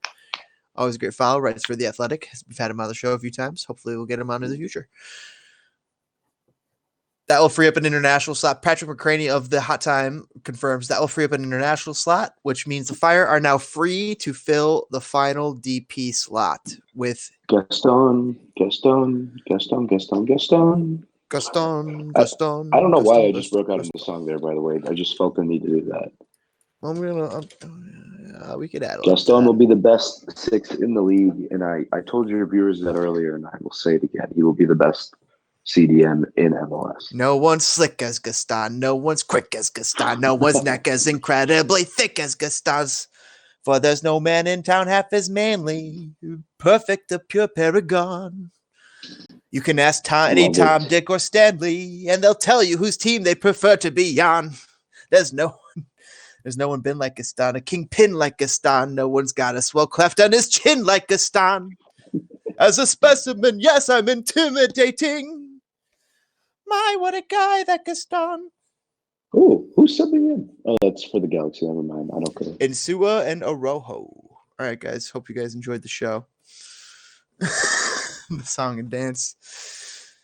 At what minute is the game? We are in the 78th minute. Good correction. We're seeing some subs on the LA Galaxy side. Not enough subs on the Chicago Fire side. Bobby Shuttleworth was the lone sub for the Chicago Fire, pulling off an injured goalkeeper in Cronholm, Kenneth Cronholm, U.S. player, U.S. and German, dual international. Collier getting his green card now, says John Smith. Yes. Feliciano asking, what did I miss? I looked away the past minute. Not much. Maybe a sub or two. Jack Zalewski says, get him off. I'm not sure who you're referring to. He's referring to Kenny. To Kenny? Oh, yeah. Okay. Yeah, clapped. Jack clapped. John Smith, man, the first game is not going to be good unless the Fire somehow score like 3 goals in the first half. Yeah, I mean, if you listen to you were here for the first part of the broadcast, John, you heard Sam Stexel and Paul Tenorio just picking apart this team and these guys are some of the best writers in MLS, the best analysts, some of the best pundits, and they're also both Chicago guys to a certain degree. Sam Stexel, of course, coming from Chicago native, and Paul Tenorio having a significant history in Chicago, working for Chicago Fire for a while. So he's pensioned. They've both been on both guests of the show too, but we've had them on the podcast before. Check out their show; it's fantastic. But it just hearing their input on that, to me, it's really concerning because they're not saying that without reason, and also they weren't dishonest last year. Both of them were not nearly this honest last year in their assessments of the Fire. Maybe they couldn't be. Maybe they were both working for MLS back at the time. They both moved on to the Athletic since then. So maybe that's somewhat impacted their ability to be a bit more honest in their assessments. But at the same time, glad they're saying something. And hopefully I don't even know. I mean, they're saying there's not much to hope for. But we're in a wait and see here. I don't listen to anyone. Yeah, Let's that's go right. Fire. Oh, Calvo. Dude, I like Calvo. Calvo, nice play there. Somebody missed. I don't know who missed It it. was a bad touch by Herbert. Was it Herbers? Oh, yeah, Yeah. Herbers. You were the one I predicted the score. Master Sergeant saying soccer ball, which might mean a goal's coming up. I Two don't soccer know. balls. 2 soccer balls. I mean, 2 goals are coming up in the same minute. Ooh, no, I'm just kidding. Hold on, I missed some stuff here. It says the broadcast is not in your area. Sorry about that, Master Sergeant. Yeah, it must be the case. They opened it up too wide, so you must be surprisingly outside that area. But Chicago Fire fans, LA Galaxy fans span the world, so they should be surprised. I saw somebody tweet this out saying, "What the heck is the point of this geo block, especially for preseason games? It makes no sense. It's ridiculous. It's ridiculous. Score is still 1-0, by the way, Daniel. Yep. Sanchez. Master Sergeant, I know you're clicking that soccer ball, but no goal. It's still 1-0. 81st minute. Cronholm, I think, is okay. This is an interesting comment from Logan. Let's hear him out. Cronholm, I think, is extremely underrated. Had a better 2019 save percentage than top quality keepers like Blake, Melia, Howard, Robles, and more. During the end of the season, he definitely was coming into a bit of his own, but to me, the first impression, I was not a fan. Second impression, I was not a fan. I was not a fan of Cronholm. Still not a fan of Cronholm. I don't think he's that good. I think he's replaceable. But if they've ran the competition and they think he's the best goalkeeper in camp, they're seeing a lot more soccer out of all those goalkeepers than we are, and so maybe he is the best goalie on the Chicago Fire. Is he the best goalie in the league? He's not. He's definitely not the best goalie in the league. That award probably still right now goes to Bill Hamid, or Brad Guzan, but I think it's going to be Vermeer or Pedro Gallis, Orlando's new keeper. Fire are bad at defense. Yeah, that was pretty bad. And it was funny. Under Paunovic, they're bad at defense. They were bad at offense. They're also undersized on defense. That's a major issue. Horrifically undersized. We're seeing a sub here, by the way. Horrifically undersized at defense. Ooh, both center backs basically under 6 foot, which is not the usual thing you see at center back positions. Herber's coming out. Ariza coming in. I see what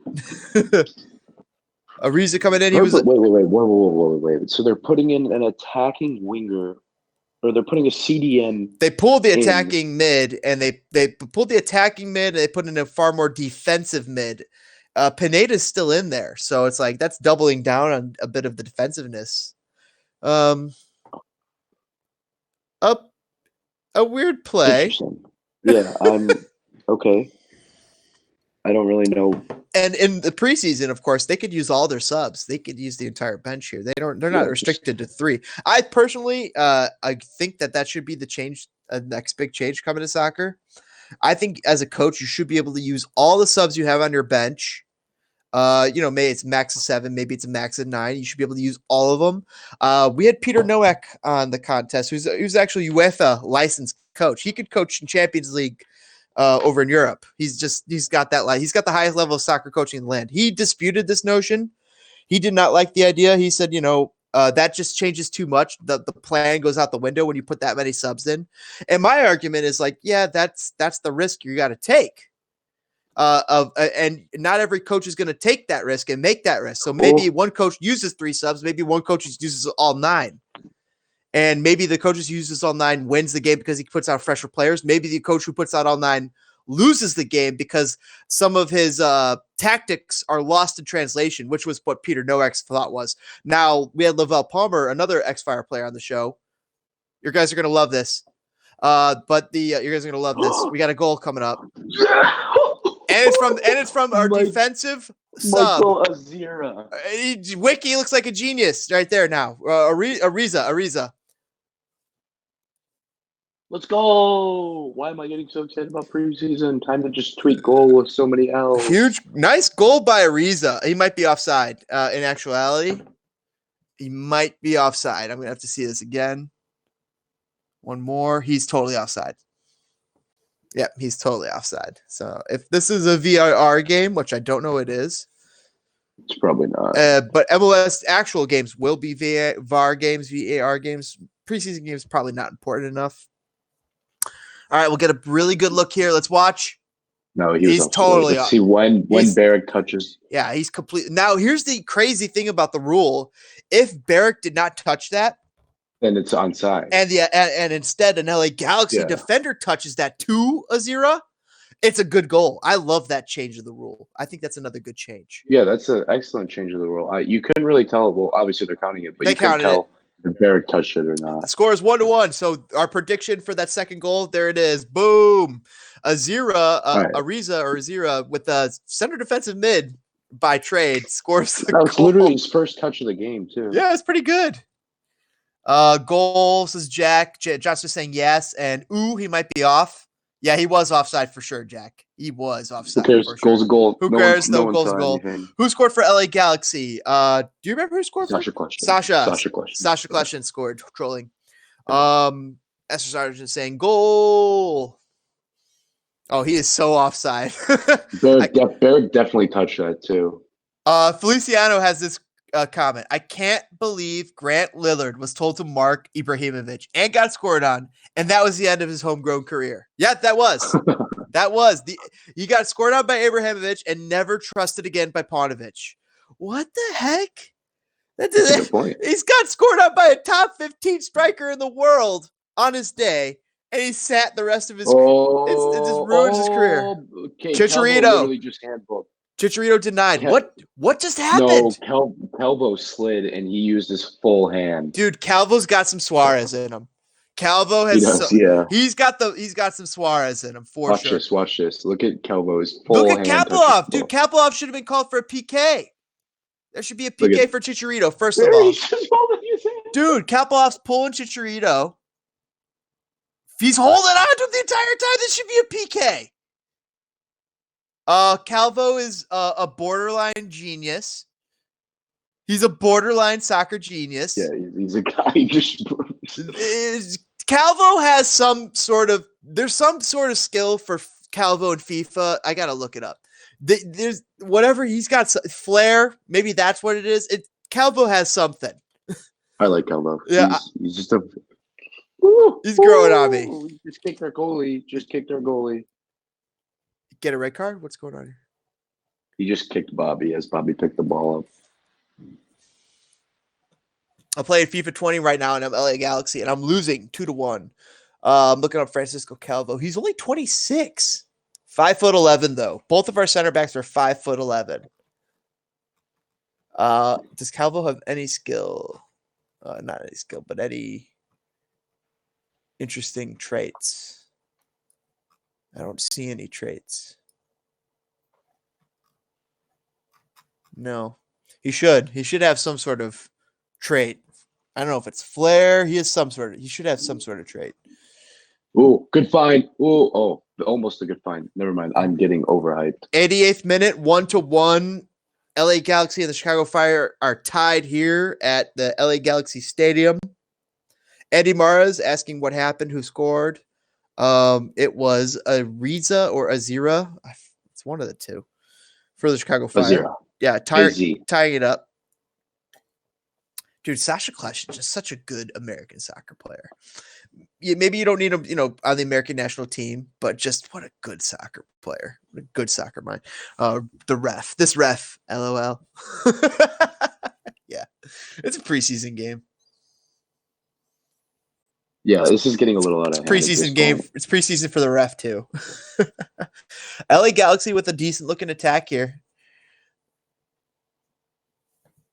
Not a great-looking shot, but a decent-looking attack. Who scored for LA? Asked Eddie SB. It was Sasha. Mr. Sasha Question.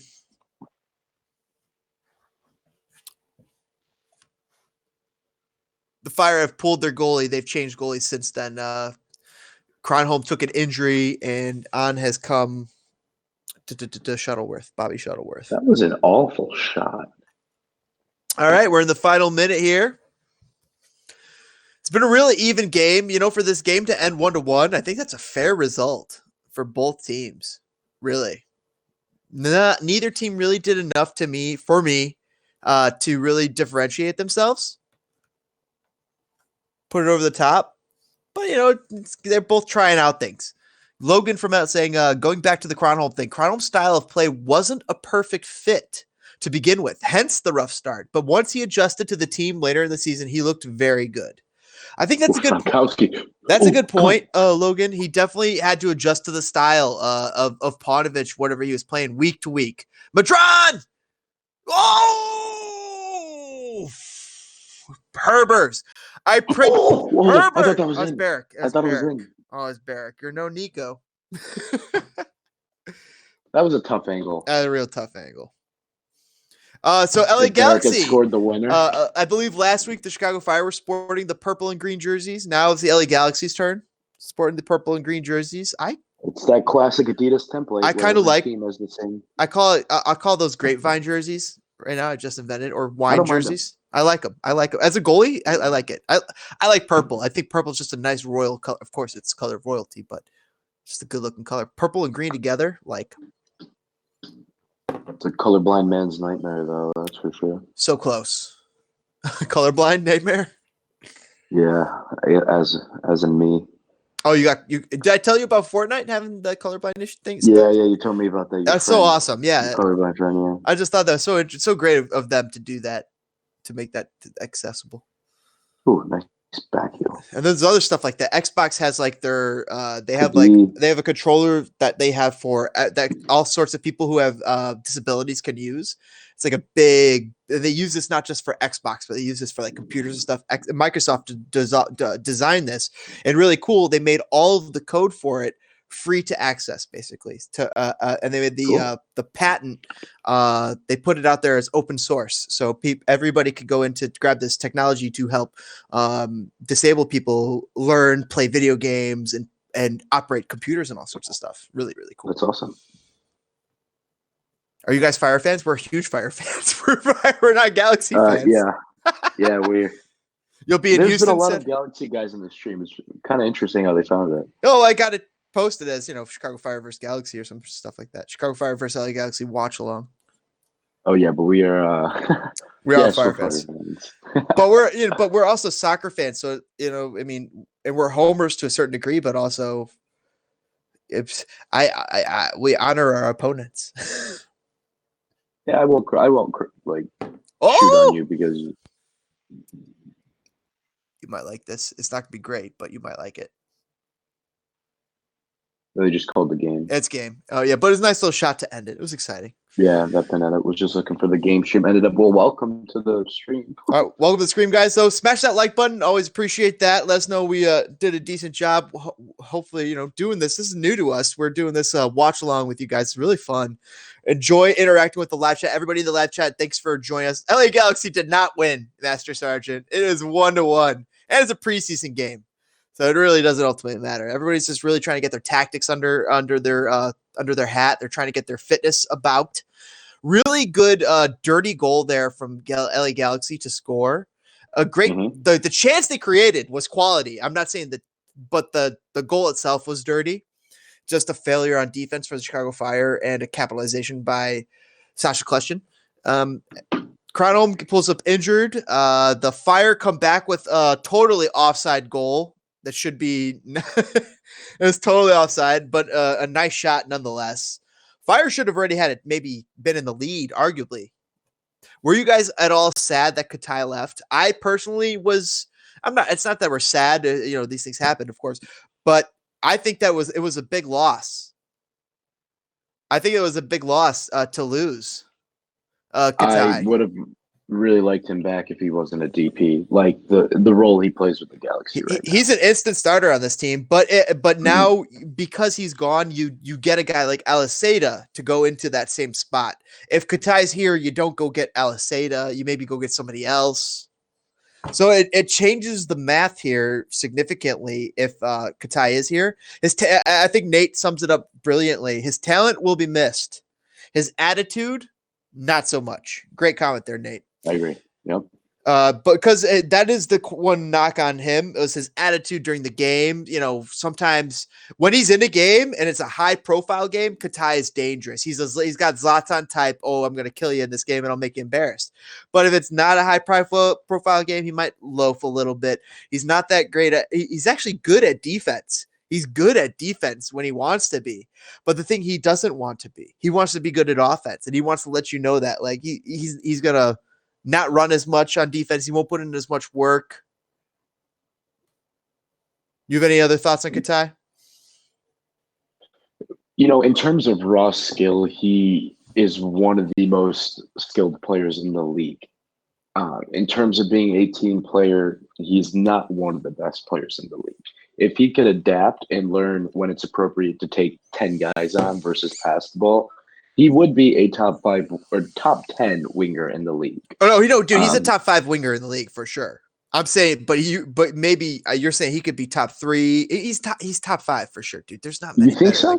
Dude, there's okay in the conference, in the league, he's a top 10 winger. Yeah, in the conference, I'd agree with that. In the conference, he's top 5. Him, Pavone, Valeri, Albert Ellis is certainly up there. He's better. He's better. Carlos Vela is obviously there. Vela's way better. It's pretty competitive, but yeah, like in terms of raw skill, he's one of the best, no doubt about it. He's absolutely, but like we said, the work ethic. He's not a great team player. Work ethic seems to be questionable. Yeah, was a solid player for us. I absolutely agree. He was a solid player for us. But the other thing is that his defensive weaknesses have opened up problems for the Fire based upon what Paunovic wanted to play. So he didn't match up with what Paunovic wanted to do, basically. Now, glowing praise comes from Coach Peter Nowak, won the MLS. He says that Katai was one of the top 5 players in the league in his assessment. And that's coming from Coach Nowak, but maybe he was being a bit blustery there. But yeah, still, unfortunately, I can't agree with Mr. Nowak on that notion. Not quite there. What system do you guys play on? It seems to be a wait and see. I was not paying attention to system at all here, or to formation, but it seems 4-3-3 has been the major formation. The system seems to be outside wing overload play. Mm-hmm. And using and not just outside wings overload, but the central mids, using those guys to help overload too. I saw Georgie, Herbers, Madron making runs to the outside wings to help build on those overlaps. So yeah, I think that's what we saw. There was a lot of also long ball switches across the whole width of the pitch.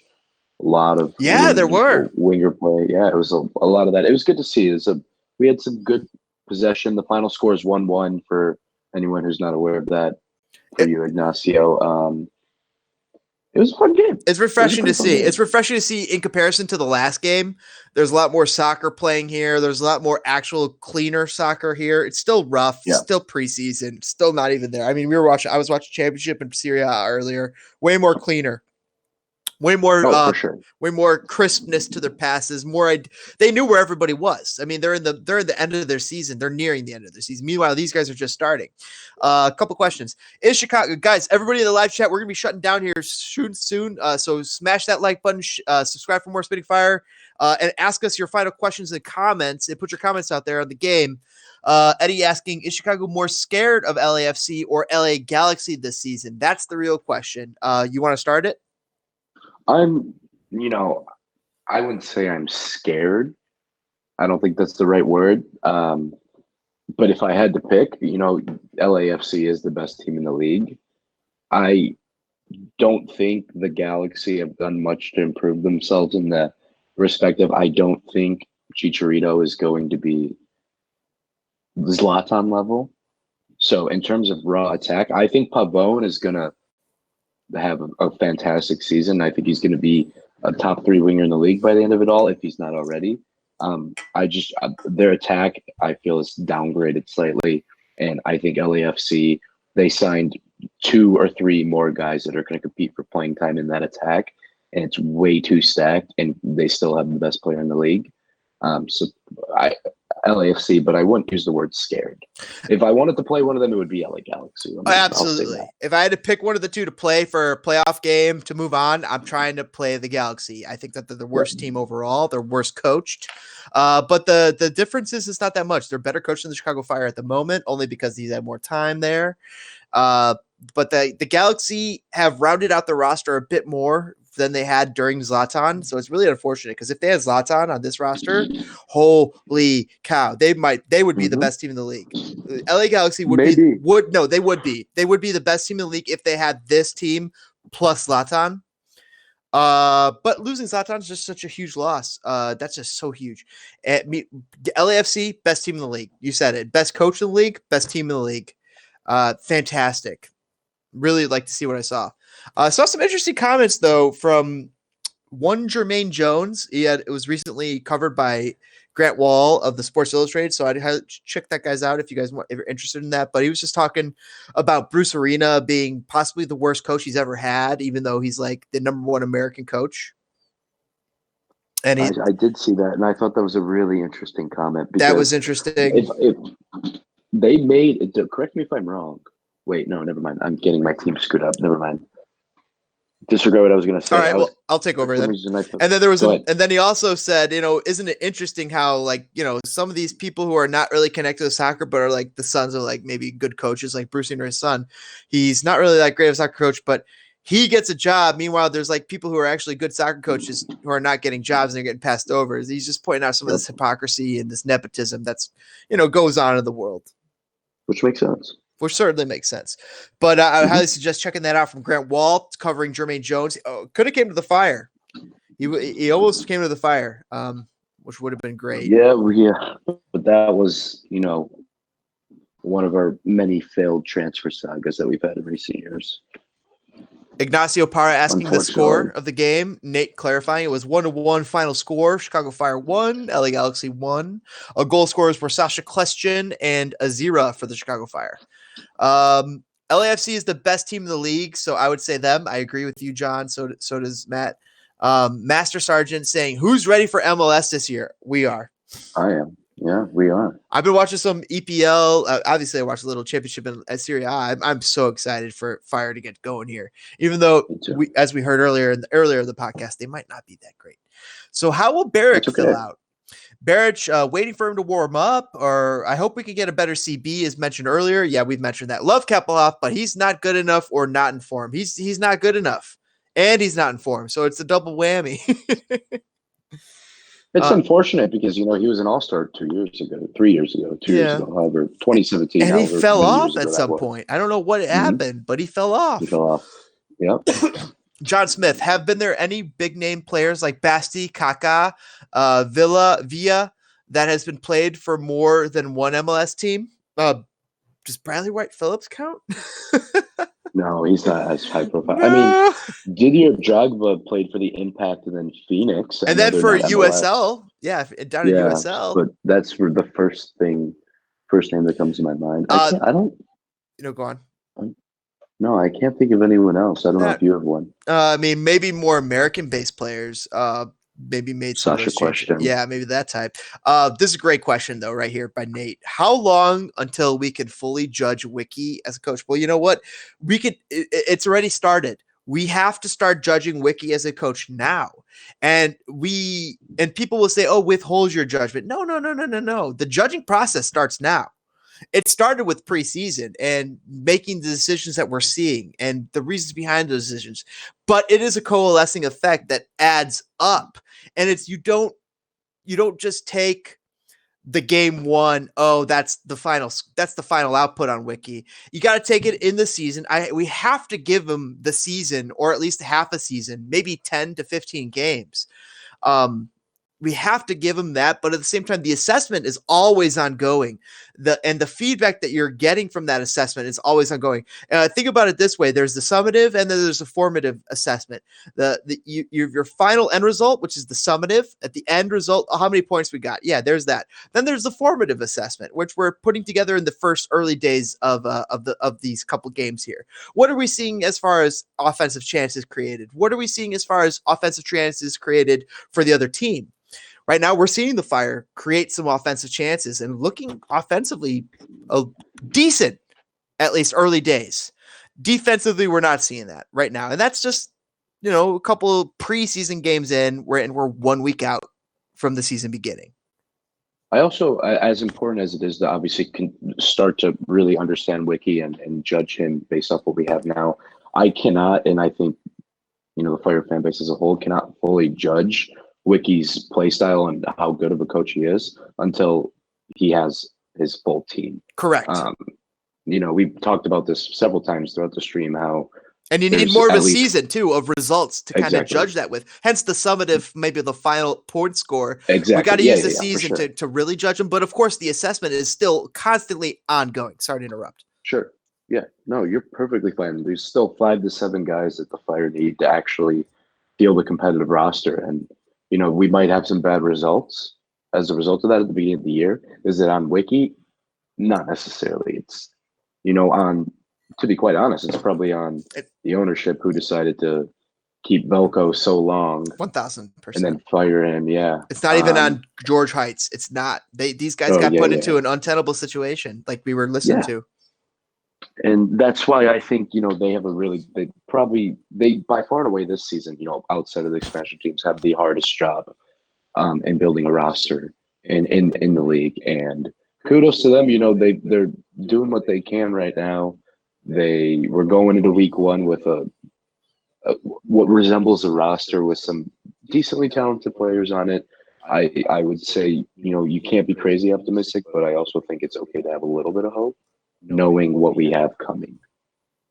Absolutely. Alcides incoming, Jimenez incoming. And these players seem to have some quality about them, at least, and some flair. For sure. Got a couple questions here. Eddie asking, who are you guys most excited to play against? Most excited 2 teams you want to play against? That's a great question. I would have said whoever had Wayne Rooney, but Wayne Rooney has since left.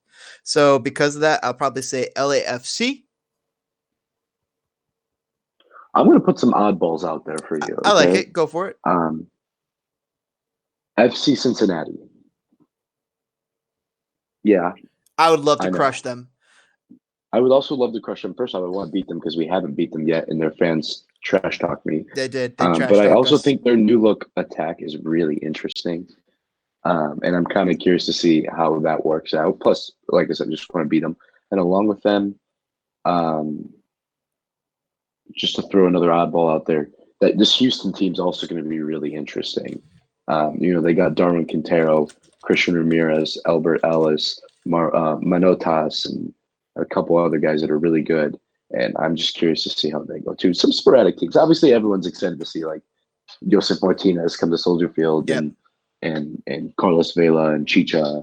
But those are just some low-key teams to be on the lookout for. For me, Seattle and LAFC. Mm-hmm. Sure. Good answers. Seattle for sure. Toronto. Oh my God. I would love for us to beat Toronto. I'm looking at the schedule right now. Atlanta, we played twice. Toronto, I see it here. DC United would be fun win. Oh yeah. Portland. Minnesota too. Oh, I'm trying to go to Minnesota away this year. That'd be a good away match. Yes, I like that. Yeah. I like that. Nashville, Sporting KC, Columbus. A lot of good games to look forward to. Oh, somebody sees a dog. Somebody sees puppy.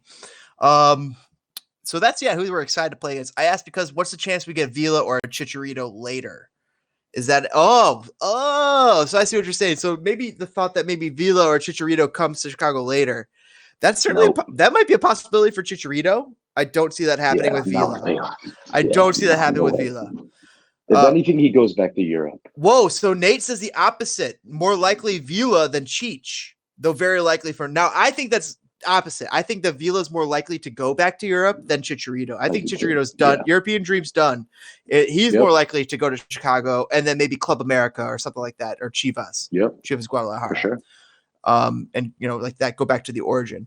Vila, I don't think, but now maybe what Nate's saying is Vila might have more long-term talent and hence might get grabbed like a Miami or a New York. I can see that too. That's a good point. So I see the trajectory of Vila much longer than Chicharito. Of course, Chicharito is older. Eddie asking, Eddie saying, I thought the Fire was going to sign a big Mexican star. All of us did. We all did, and we all think they made a mistake in not doing so. And all the pundits think they made a mistake. Oh, so many of the fans think they made a mistake, but the people who run the front office have to believe in themselves that they're not making a mistake. So we could see angels. Continue on. We could see angels in the outfield if we want to. Yeah. Yes, sir. We tried through conflicts, though conflicts with the front office between Heights and Joe made some deals fall through. Whoa. Also, the recent club history made some players not want to come. Would you want to play for this expansion team? There's quite a few problems with playing in Chicago. Yeah, they don't have a great infrastructure. They don't have great facilities. They really are an embarrassment to the league because they should not have those dearths of qualities in those spots. And Chicago is such an awesome place, awesome city to be in outside of LA and outside of Chicago or outside of New York. Just such a fun, lifestyle and that you could get here. For all sorts of types, for the Bastian Schweinsteiger types who are maybe looking to settle down, have some good schooling and good education, have a lake nearby, or for the people who want to go party out some of these Lincoln Park bars and all kind of crap like that, right? Mm-hmm. So there's something for everyone. Team that Best city in the world. Team that, for an expansion team that did poor the last decade. Exactly. They just have a history of doing poor. But, to be part of a history that changes the culture, that's huge. Look at what Rizzo and Chris Bryant did for the Chicago Cubs.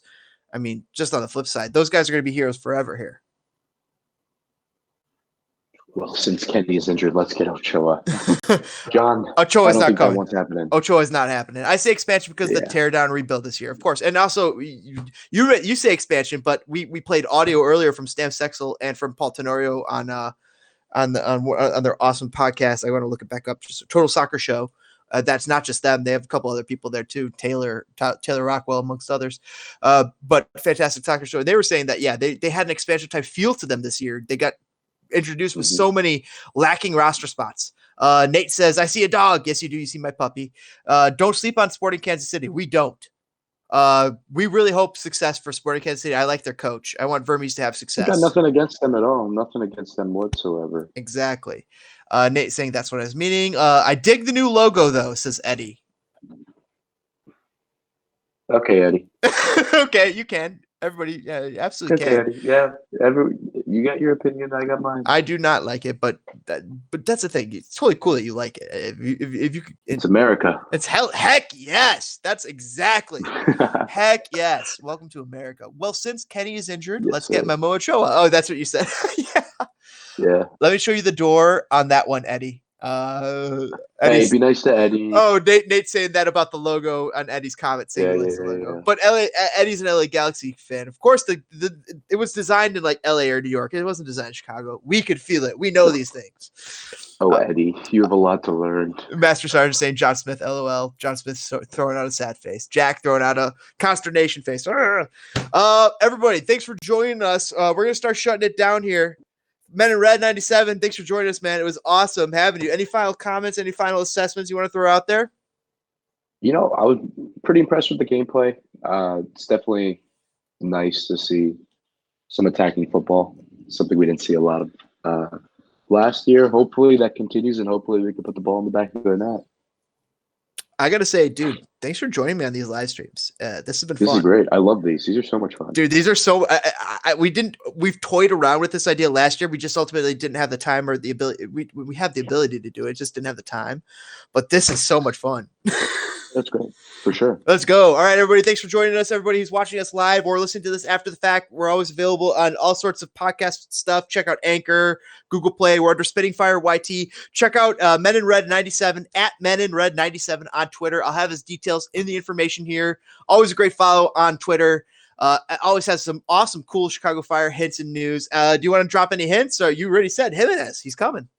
Yeah, I won't drop any hints, but I will say we're 90 followers away from 1K. And as soon as we hit that 1K, I'm going to be doing a really, really big giveaway. So be sure to go drop that follow right now and tell anyone who else might be interested, because It's going to be awesome. Follow Men in Red 97. Get on that. Sure. My little brother asking Jay Gry, our other soccer host, when is Chicago Fire going to extend you a contract for all the content you put out? I don't know, Jeffrey, but they should definitely.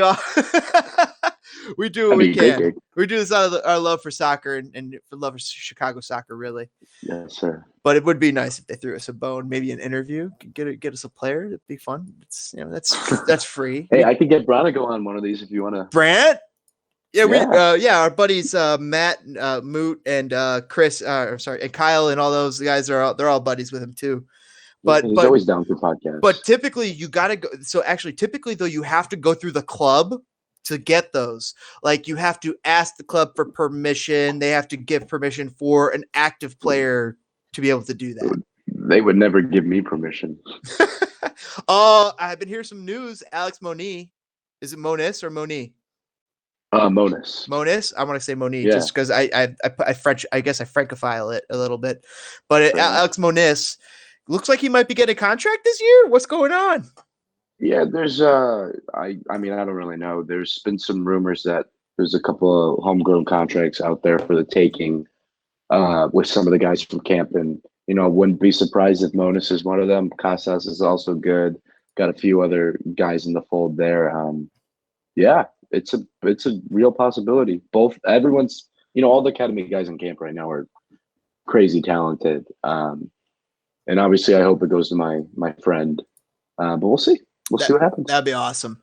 I'm gonna read off these final comments here and we will shut it down. Claps from Jack. Jack, thanks for the heads up on the audio too. Seems like we cleared that up. Much appreciated. We're watching the show. It's a good buddy of mine, Jack.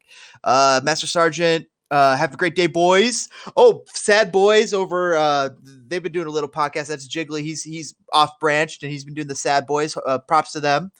Good luck to you guys this season, and please beat LAFC. We will. We'll do whatever we can. Thanks for stopping by, everybody from LA. Thanks for stopping by, everybody from Chicago and everywhere else in the world. Thanks for stopping by and following us. Night. Thanks, guys. Thanks, John. It's not my Florian Cross I grew up with, though I don't mind the change, says Nate. Just not what it is. Thank you guys, says Nate. I follow you both with notifications. Jeez. I'm honored. I'm honored, Nate. Honored. I might tweet too much. Sorry, man. If I blew you up a few times, there's some days you just get inspired, though, right? Hey, if you tweet too much, I tweet way too much. I'm tweeting every 5 minutes. Yeah, it's fun. Dude, that's the thing. Tweet, dude. If you could talk with me just a minute here. To me, tweeting is one of the Twitter is one of the greatest tools in the 21st century. It's what's put me into contact with Peter Nowak. It's what's put me into contact with Peter Wilt. It's what's put me into contact with people who otherwise I would not be able to rub shoulders with based on my connections with the soccer community. It increased my soccer connections. It's increased my connections with the soccer community. It basically allowed me to bring the type of content that I can to you guys. It's been incredible what Twitter has empowered me to do. I don't know how you feel about it. No, I feel the same exact way. I like it more than Facebook. More than Facebook. Way more than Facebook. Facebook, everybody's like, you're doing your thing.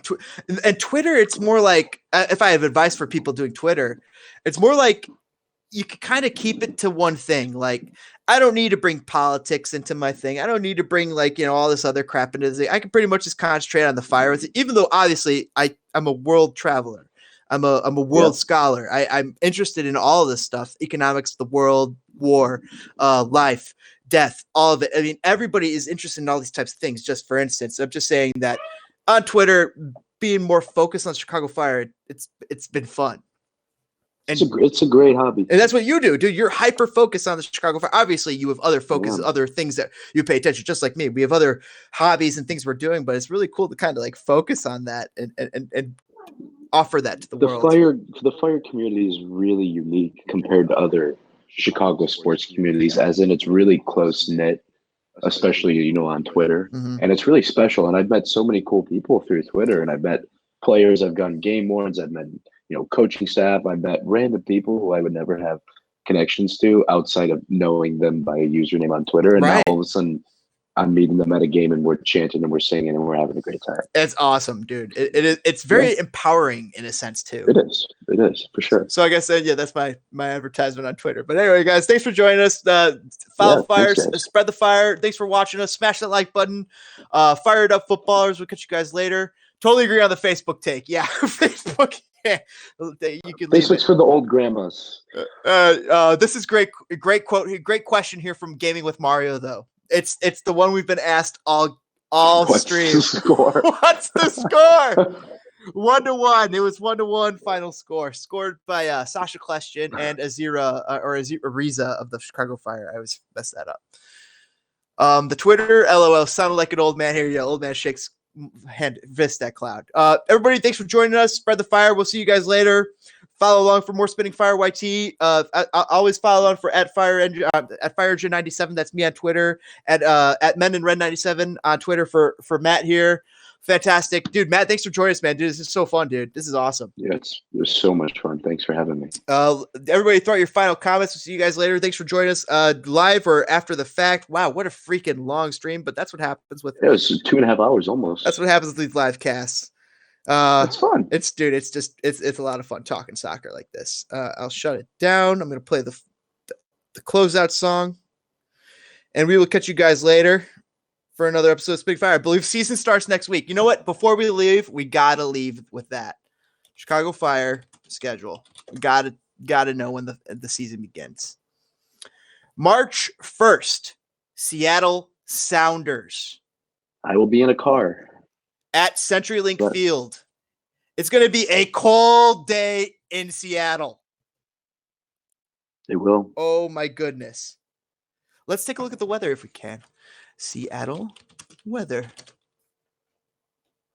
It's 45 degrees today in Seattle, but next Saturday, it's supposed to be 54 degrees and rainy. Of course, these things seem to get more accurate by the day, inaccurate by the day. I don't know what it is, but we shall see. All right. Everybody, we'll see you guys later. You good, man? Oh, we're doing great. All right, brother. Dude, thanks for joining us. I'll catch you guys later. Thanks for having me again. Dude, awesome. Always appreciate you joining us. Keep up the good work. Everybody, thanks for supporting us. Thanks for supporting Chicago Fire and Chicago Fire Podcast. Check out all the other Chicago Fire podcasts out there. Shout out real quick, I guess, to Hot Time in Old Town and Ruben Tish, who are reading out his tweets always fantastic. And we'll see you guys later. We'll end the show. Yes, sir. Take care. Have a good one, guys. Seattle is fun. Nice city. It is a nice city. I'm on Bama, but I hope to come to Chicago one day for a game. Oh, dude, definitely get out of Chicago. Peace, says Jack. Later, peace. All right, James. We'll chat later. All right, Matt. Fun. Always fun, man. I'll talk to you later, dude. Yes, sir. Have a good one. Later.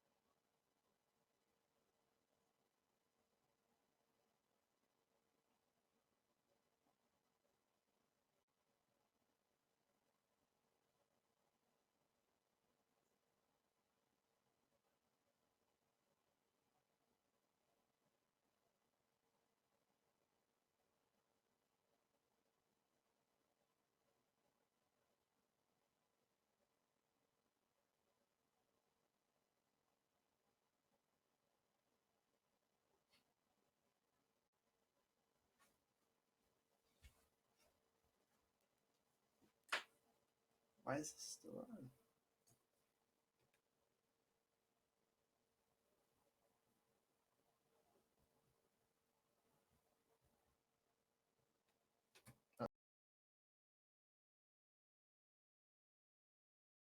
Guys, some issues.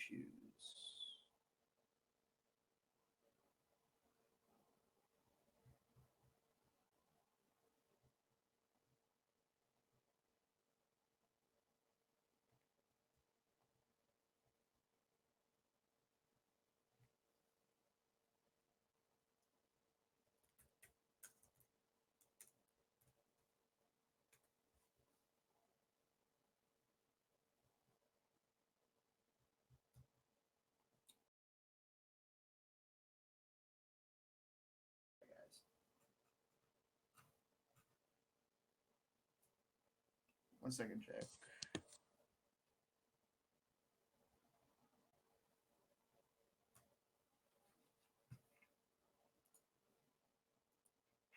Yo, hey, hold on 1 second. I'm still having trouble. I gotta shut down the stream. It's still on. We'll be right back. I'll come back to.